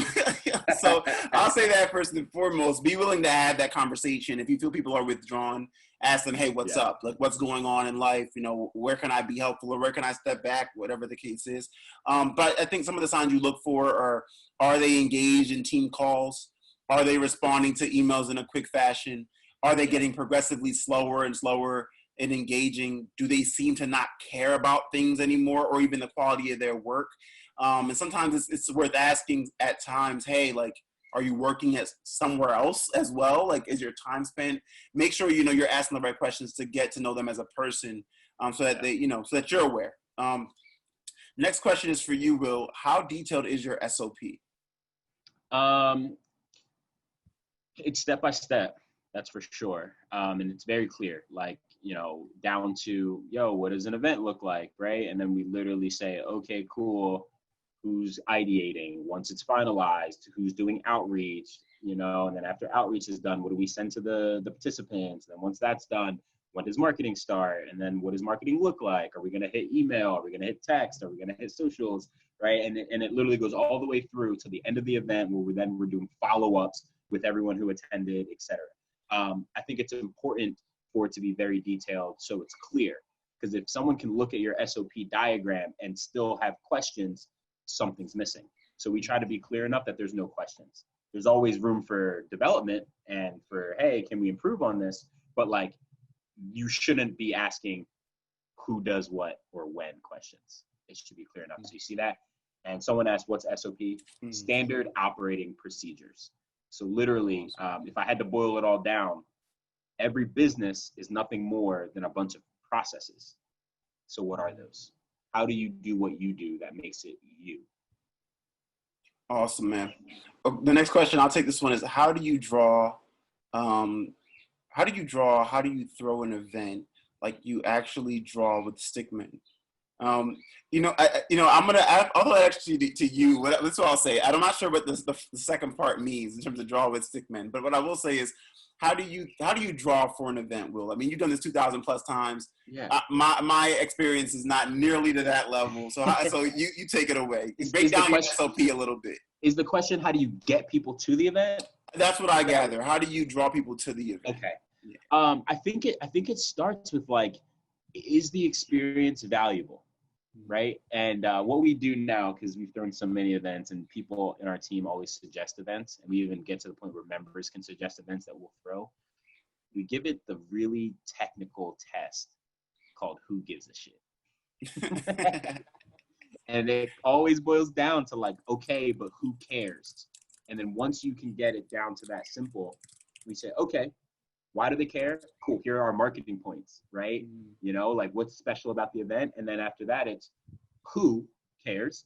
And then where are those people hanging out? And we go to them with the messaging. Posting a flyer on Instagram is not going to work. Posting a flyer on Instagram 5 times every day, definitely not going to work. Right. So it's about literally being able to find where those folks are, meeting them there, and giving them those personal invites, making them feel special, and always knowing, before I invite someone here, I should already know why they give a shit about what I'm talking about. If you don't, then you didn't do enough research. Got you. Okay, got you. So Amanda's saying, you had mentioned earlier the idea of drawing from an angel investor. Drawing. Okay, got it. Draw for me. Okay, got you. Yeah, so literally, my SOPs, they're not just like lists of steps. They've now literally it's a PowerPoint, and literally every department has a PowerPoint that shows literally what are all the processes, and they're all like journeys. Like for anyone who's on here, entrepreneur, the hero's journey should be your best friend, and it's seemingly not always related to business building, but we're humans, so we all go on some journey to accomplish something. So like literally we have one for membership. What does it look like for someone to go from they've never heard of us to they're the best member ever and they're referring other members? There's about 12 steps, and I literally draw them out. Same thing for the events, and I kind of highlighted that a little bit, but literally from ideation of the event to when people get home from the event, what communication is happening, that all should be step by step, and literally like it's blocks of text, right? But then also you can put some visual cues just because I'm a visual learner. So there might be some sticky figures in. Nah, perfect. So next question, I'll take this one, and then we'll move on with our flow right here. But it's sometimes, sometimes the arguments on a decision. Okay, sometimes the arguments on a decision make the decision, or the decision, I guess, ends up in one person's favor. But the other person can become insecure in that process and do weird things. How should I deal with this as a leader or in a leading position? I will say this. I think leading millennials and Gen Z is very, very hard, because we've all grown up with tech at this point, and everyone thinks they're the smartest person in the room, and everyone has ideas, and everyone's been doing this for X amount of years, and so you're going to constantly clash with pride, ego, personality. It's par for the course.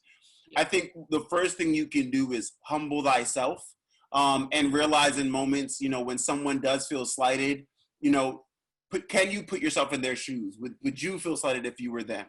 And because you have to delineate what are moments where people should just get over it, because sometimes like tough love is real, right? You got to just like power through. And what are times where it's like, if you add this up enough times, they're not going to get over it. It's going to become resentment. It's going to become pain. It's going to become insecurities that manifest themselves, as you mentioned, into what weird stuff happening with your organization. So the key thing I would say is in dealing with that is tell your team, like, yo, and you have to live it for it to be real, but I'm always going to be forthcoming with you as best I can. I'm always going to be, I'm going to work as hard as I can all the time, as best I can. And when I miss the mark, I will tell you as best I can. And the reason why I throw that caveat, best I can, in there is because none of us are perfect. We're all going to make mistakes. That's just the reality of it. But when you allow your team to understand, like, it's okay to make mistakes so long as we're not repeating them and not learning from them, then all of a sudden, when you have these conversations, it's less that you're trying to undercut me or make me feel insecure. It's every decision being made is for the betterment of the business. But like, you actually have to move that way. If people get wind that, hey, you're moving in a certain way to pad your own pockets, people don't like that. And people will either call you out on it or they'll do weird things and then leave. So your job has to be operate with the utmost clarity that you possibly can. I think I'm way over 45 seconds at this point, but be mindful of that. And I think the way you show up is how most people will show up back to you.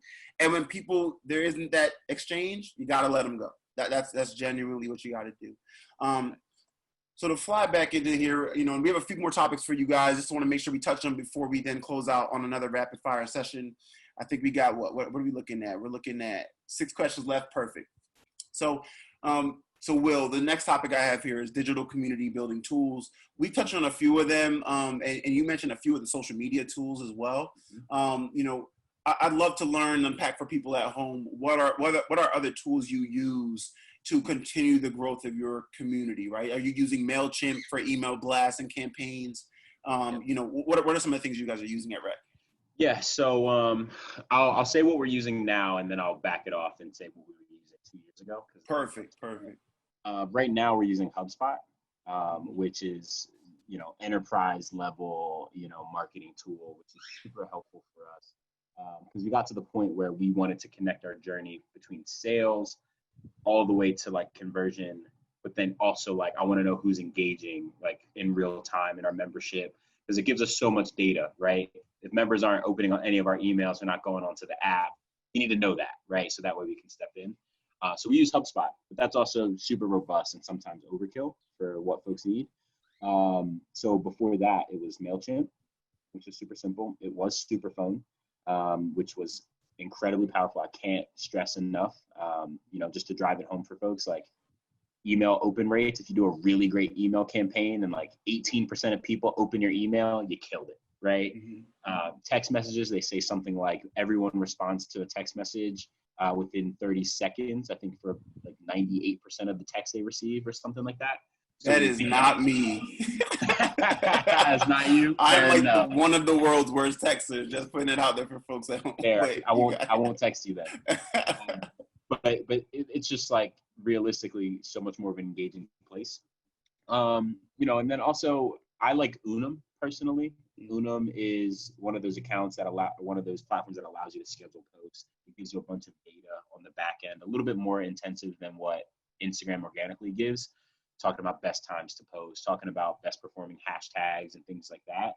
But again, all of these platforms are really just to start to optimize what you're doing from an automation standpoint and just give you insights that you wouldn't get otherwise. And I will spell Unum because it's tough. Perfect. Boom, there it is. Unum. Awesome. Yeah, I mean, tools are your best friend. I mean, yeah. Can I give you one more? Yeah, of course. Yo, this one isn't going to sound like it makes sense here, but one of the best tools, merchandise. Like people just don't think about like what you're doing when you're giving away stickers and t-shirts. It has nothing really to do with the sticker and the t-shirt. It's people are wearing those things usually, right? Like you don't buy a Gucci belt because you need a belt. These things are things that people are using to identify and communicate who they are to the world, right? Yep. Who believes in what. And when you can empower someone to show that they believe in your company by giving them a t-shirt, it's going to be one of the best organic ways to build community, because now in passing, hey, I see that guy's got a rec shirt. Who are you? You believe something I believe. You know someone I know, right? And it builds that camaraderie, which I think is what community building is all about. No, that's super real. Like you have to wear. I won't say brand. I'll say reputation. You got to wear your reputation on you at all times because people have to know what you're about. So again, we've had investors ask us like, why do you guys have merch? And I'm like, cause people fuck with us, man. Like, yeah, you know what I mean? Like, but you need to put the word out there, right? About what are the core tenets of your brand, like your reputation. Ours for us is like empowering and informing. So we have a shirt that says empowering and informing my community, right? So everyone knows when you see that WYL logo, that is always the goal that we're setting out to do. And that's what we're all about, right? So the messaging of your business is so important to capture in merchandise format. I'd agree with that. So, we touched on this in a little bit of a way, but how do you keep artists and community members engaged virtually, in that transition that you guys have now been part of, and it won't be forever, right? But I will say a lot of the technological integrations you guys have done will be forever because, you always want people to be able to log in virtually at some point and log in and get those numbers as well. So from your vantage point, how are you keeping artists and your rec community engaged virtually through everything happening? For us, it's been about this balance of consistency, but also nuance, right? So for example, we throw about almost 20 events per month right now, all digital. So for us, having the consistency of folks knowing, hey, on the second Wednesday of the month, this is what we do, that is so powerful. To just become a part of someone's like daily life to a certain extent, right? Like for example, if you follow anyone on YouTube, most of the biggest YouTubers are like every Friday, new video. Yeah. Why? Because that's teaching the behavior of your community to be ready for that thing at that time. So people start planning their days like every Sunday I watch Insecure. That's just what I do, right? Mm-hmm. So I think that consistency is important. Just showing up for people and building that trust of if I show up, you'll show up. But then also the listening for me, man. And I know I've said this a few times, but, at the end of our events, we'll go to our members who are showing up and we send them surveys. Say, what did you like? What didn't you? What would you like to see? So that way we can provide that nuance to stay relevant in the moment. For example, one of the best events we've done recently is an event we did called Brave Space, which was literally just an open Zoom call for us to just talk about what we were all experiencing during the protests and all that kind of stuff. And that literally only came because we were talking to members and we were like, yo, do you have somewhere like where you can just get some of this stuff off? Like where you have a forum where you feel safe enough to just really talk about what's going on?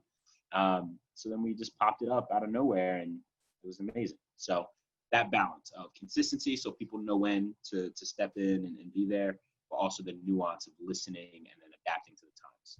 Yeah, no, that's real. And I'm going to use that opportunity to plug something too, because, either go to Brave Spaces thrown by Rec, or go to both. Or, every other Friday, we have a cocktail hour thrown by our nonprofit called Build, which is Belief in Us Increases Live Dignity. And the idea there is that, we all have that strong friend, and we often say, like, who is there? Who do they lean on? Like, who pours back into the strong friend? And so we bring together community leaders, and that's whoever would define themselves as such, right? Yeah. Into a space where people can share real things about what they're feeling, what they're going through, because we will always create that community of brave people around you to share, right? So we're doing it tomorrow night. I throw that out there as a plug. You can go to our podcast is in the top right corner there. Or, I'm sorry, our handle for social in the top right corner there. If you go to WYL community, you will see the post. But you can join us. We do it on Zoom every other Friday. People just have a good time and rock out. And it used to be a dinner series actually right in this living room behind me, but COVID, right? So, so I'd highlight that as well. But again, keeping people engaged is the name of the game, and making sure people understand that, showing up consistently is what you're about. That's also how you build trust amongst your community. And even every Thursday for 4 straight Thursdays, we've done this with General Assembly. So we've built trusts with people that are at home because they know that Thursday from 5:30 to 7:30, they can get some real stuff from some real people. So I want to highlight that. We'll hit on this topic. What we'll do is kind of flow through the next few topics, and then we got 10 minutes left for 6 questions. So I want to make sure we hit them for everybody at home, so they feel like they got what they came for. So, quick point is, how do you look at the idea of sharing resources around the community that you built? So important. We kind of build our positioning as the folks who are going to curate great resources or provide them when we can. But I'm learning that what a community really is all about is the people, right? And the resources of each person. So one of the things I just started doing at our events is creating space for and people to give and ask at the end of the event, right? So literally opening and say, hey, members, what are you working on? And what could the community do for you right now, right? Just to break the ice of people not feeling like they can. And so many incredible collaborations have come in from just having people ask, because other folks are like, oh, I'd love to buy your book, or, oh, I know someone who owns this venue. So I'm really bullish on this. I think we're all better off when we can, share. And I'm a big collective economics kind of guy. So I think this is the way to go. And as leaders, we just get to create the space for it to happen. Yeah. And I mean, historically, people have thought, hoard information that's yours that makes you special. The reality is, like, you got to give it away, right? Like, your job, and I've said this on the last call, I'll say it till I'm blue in the face, until I'm not here anymore. Like, I work as hard as I work so that mediocre Black people can win at high levels as well, right? Because, for so long, that's only been reserved for white people. And I think that the reality is it is incumbent upon all of us as leaders, whether you're white, Black, yellow, brown, doesn't matter. You have to share. That's what we do in community. We share resources so that we all rise. We rise with the tide. And so I just encourage people at home to realize you get so much more, right? Like, you get what you give. When you give to the world, you're going to get from the world as well. That's been true since the beginning of time. I think it'll be true till the end of it. And then the idea of tapping into local resources. So these tie together really closely. Yeah. And I think what were you gonna say, man? Yeah, I was gonna keep it super short. I think sometimes early in the game, we don't do a good enough job at just auditing our resources, right? Like, what resources we have, family, friends, but then just like, yo, did you know the library is doing these seminars for business plan development, things like that. So I couldn't stress this one enough. Just really do the work to do the research of what's available. Exactly. You got you guys here? Can you hear me, Will? No. What just happened? Hey, Will, can you hear us? Can you hear me? I'm getting any audio. Oh, what just happened?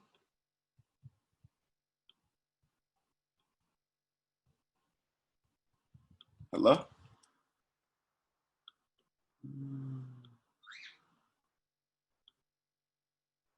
Okay, that's weird. Will, are you there, man? I think we just look. Are you guys not here? So I appreciate the notes in the panel in the chat. It's helping me out.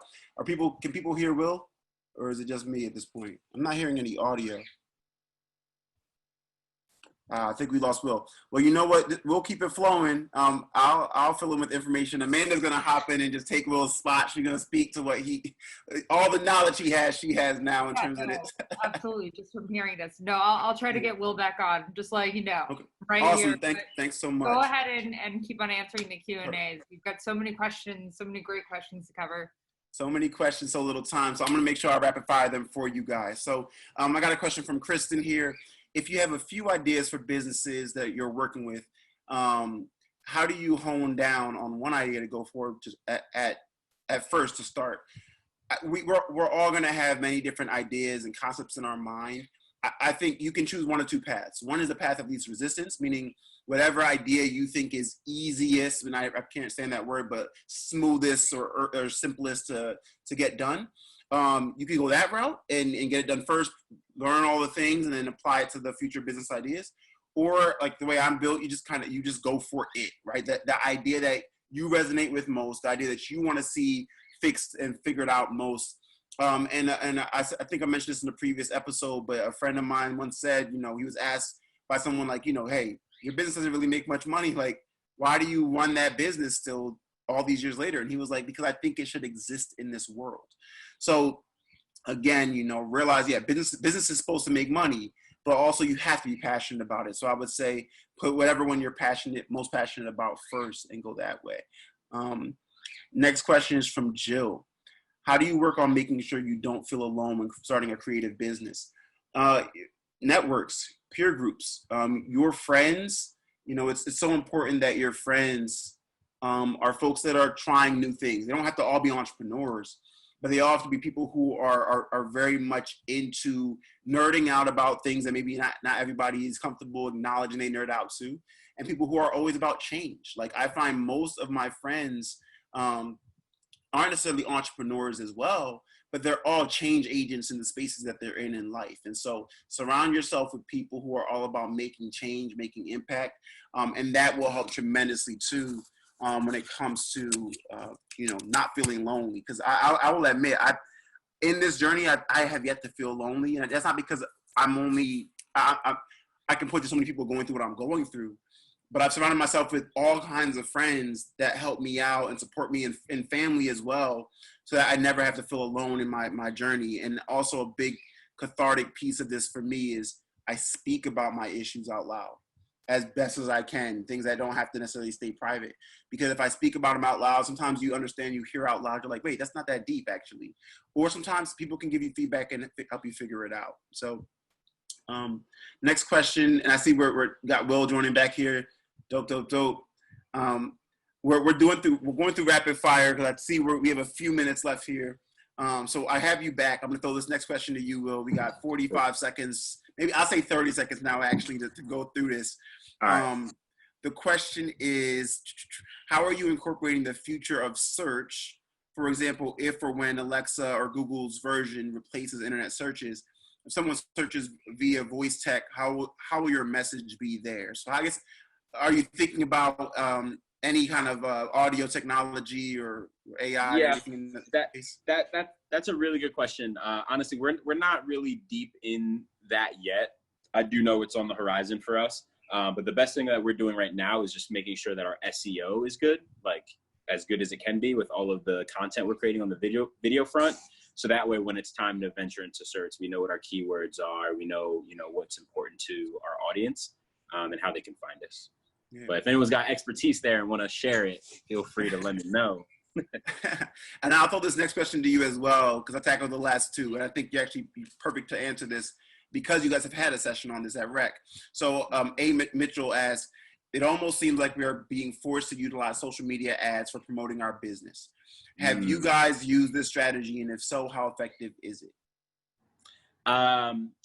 Yes, I think, yes, we're kind of being forced to pay to play for paid media advertising. But I believe that it's still incredibly underpriced. I think it's a good buy for anyone who understands their market. Social media advertising is terrible and not valuable if you don't actually know your targeting.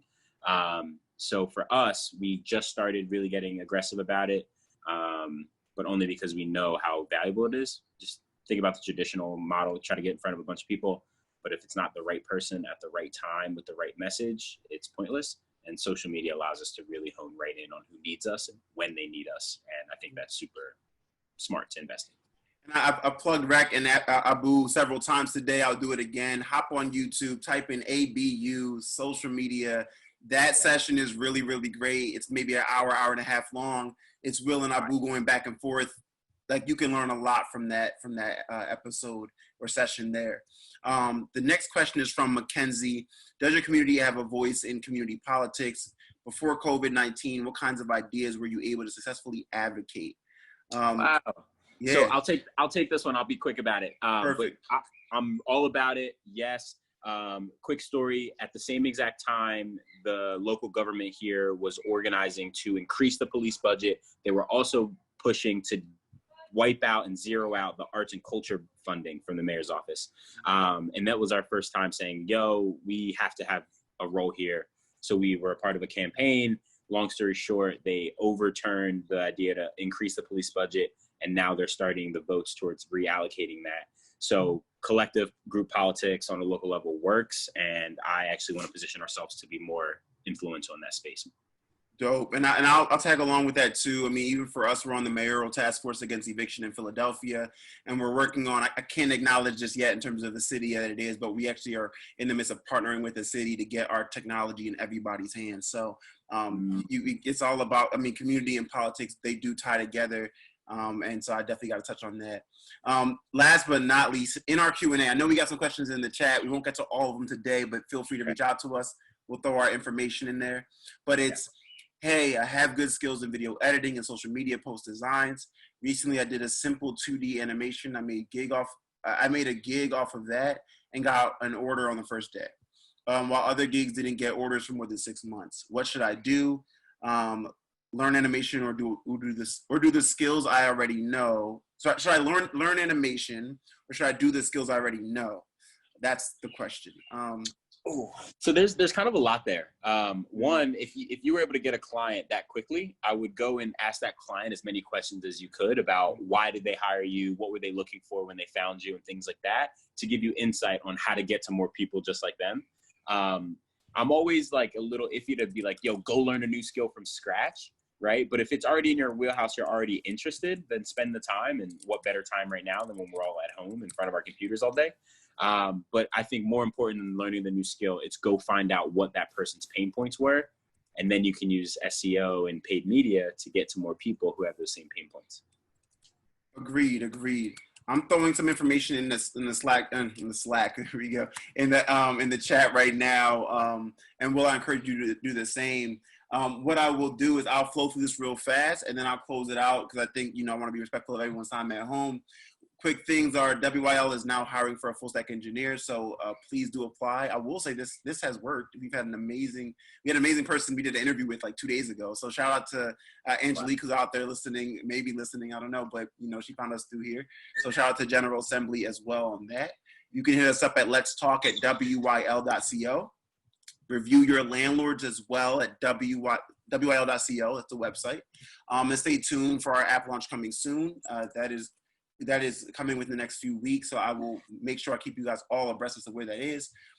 You can subscribe to the WYL Take Ownership podcast anywhere you listen to podcasts, so make sure to do that. Our next series coming up is all about real estate and travel.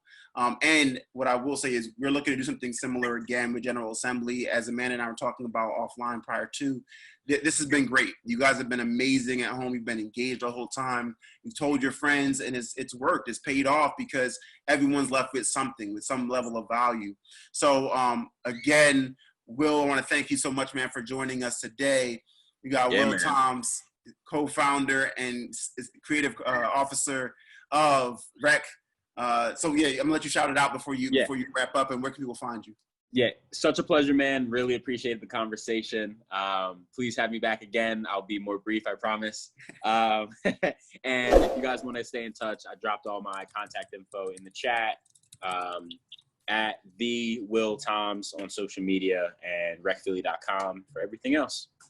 And yeah, hit me up, y'all. We'll be happy to keep the conversation going.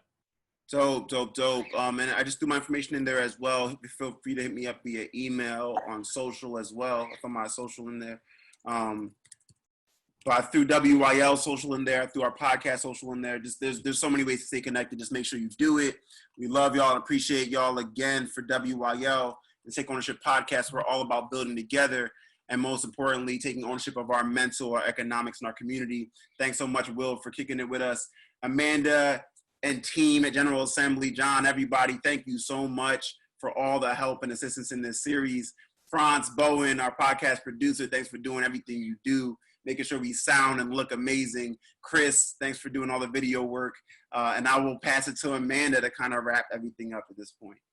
I mean, I feel like you killed it. But yeah, if anybody's looking to advance their skills, that came up a few times, please check us out. I mean, we're really good at it. So thank you both. It's such a pleasure doing this series with you guys, and I hope to talk soon. Absolutely. Take care, all right? Peace.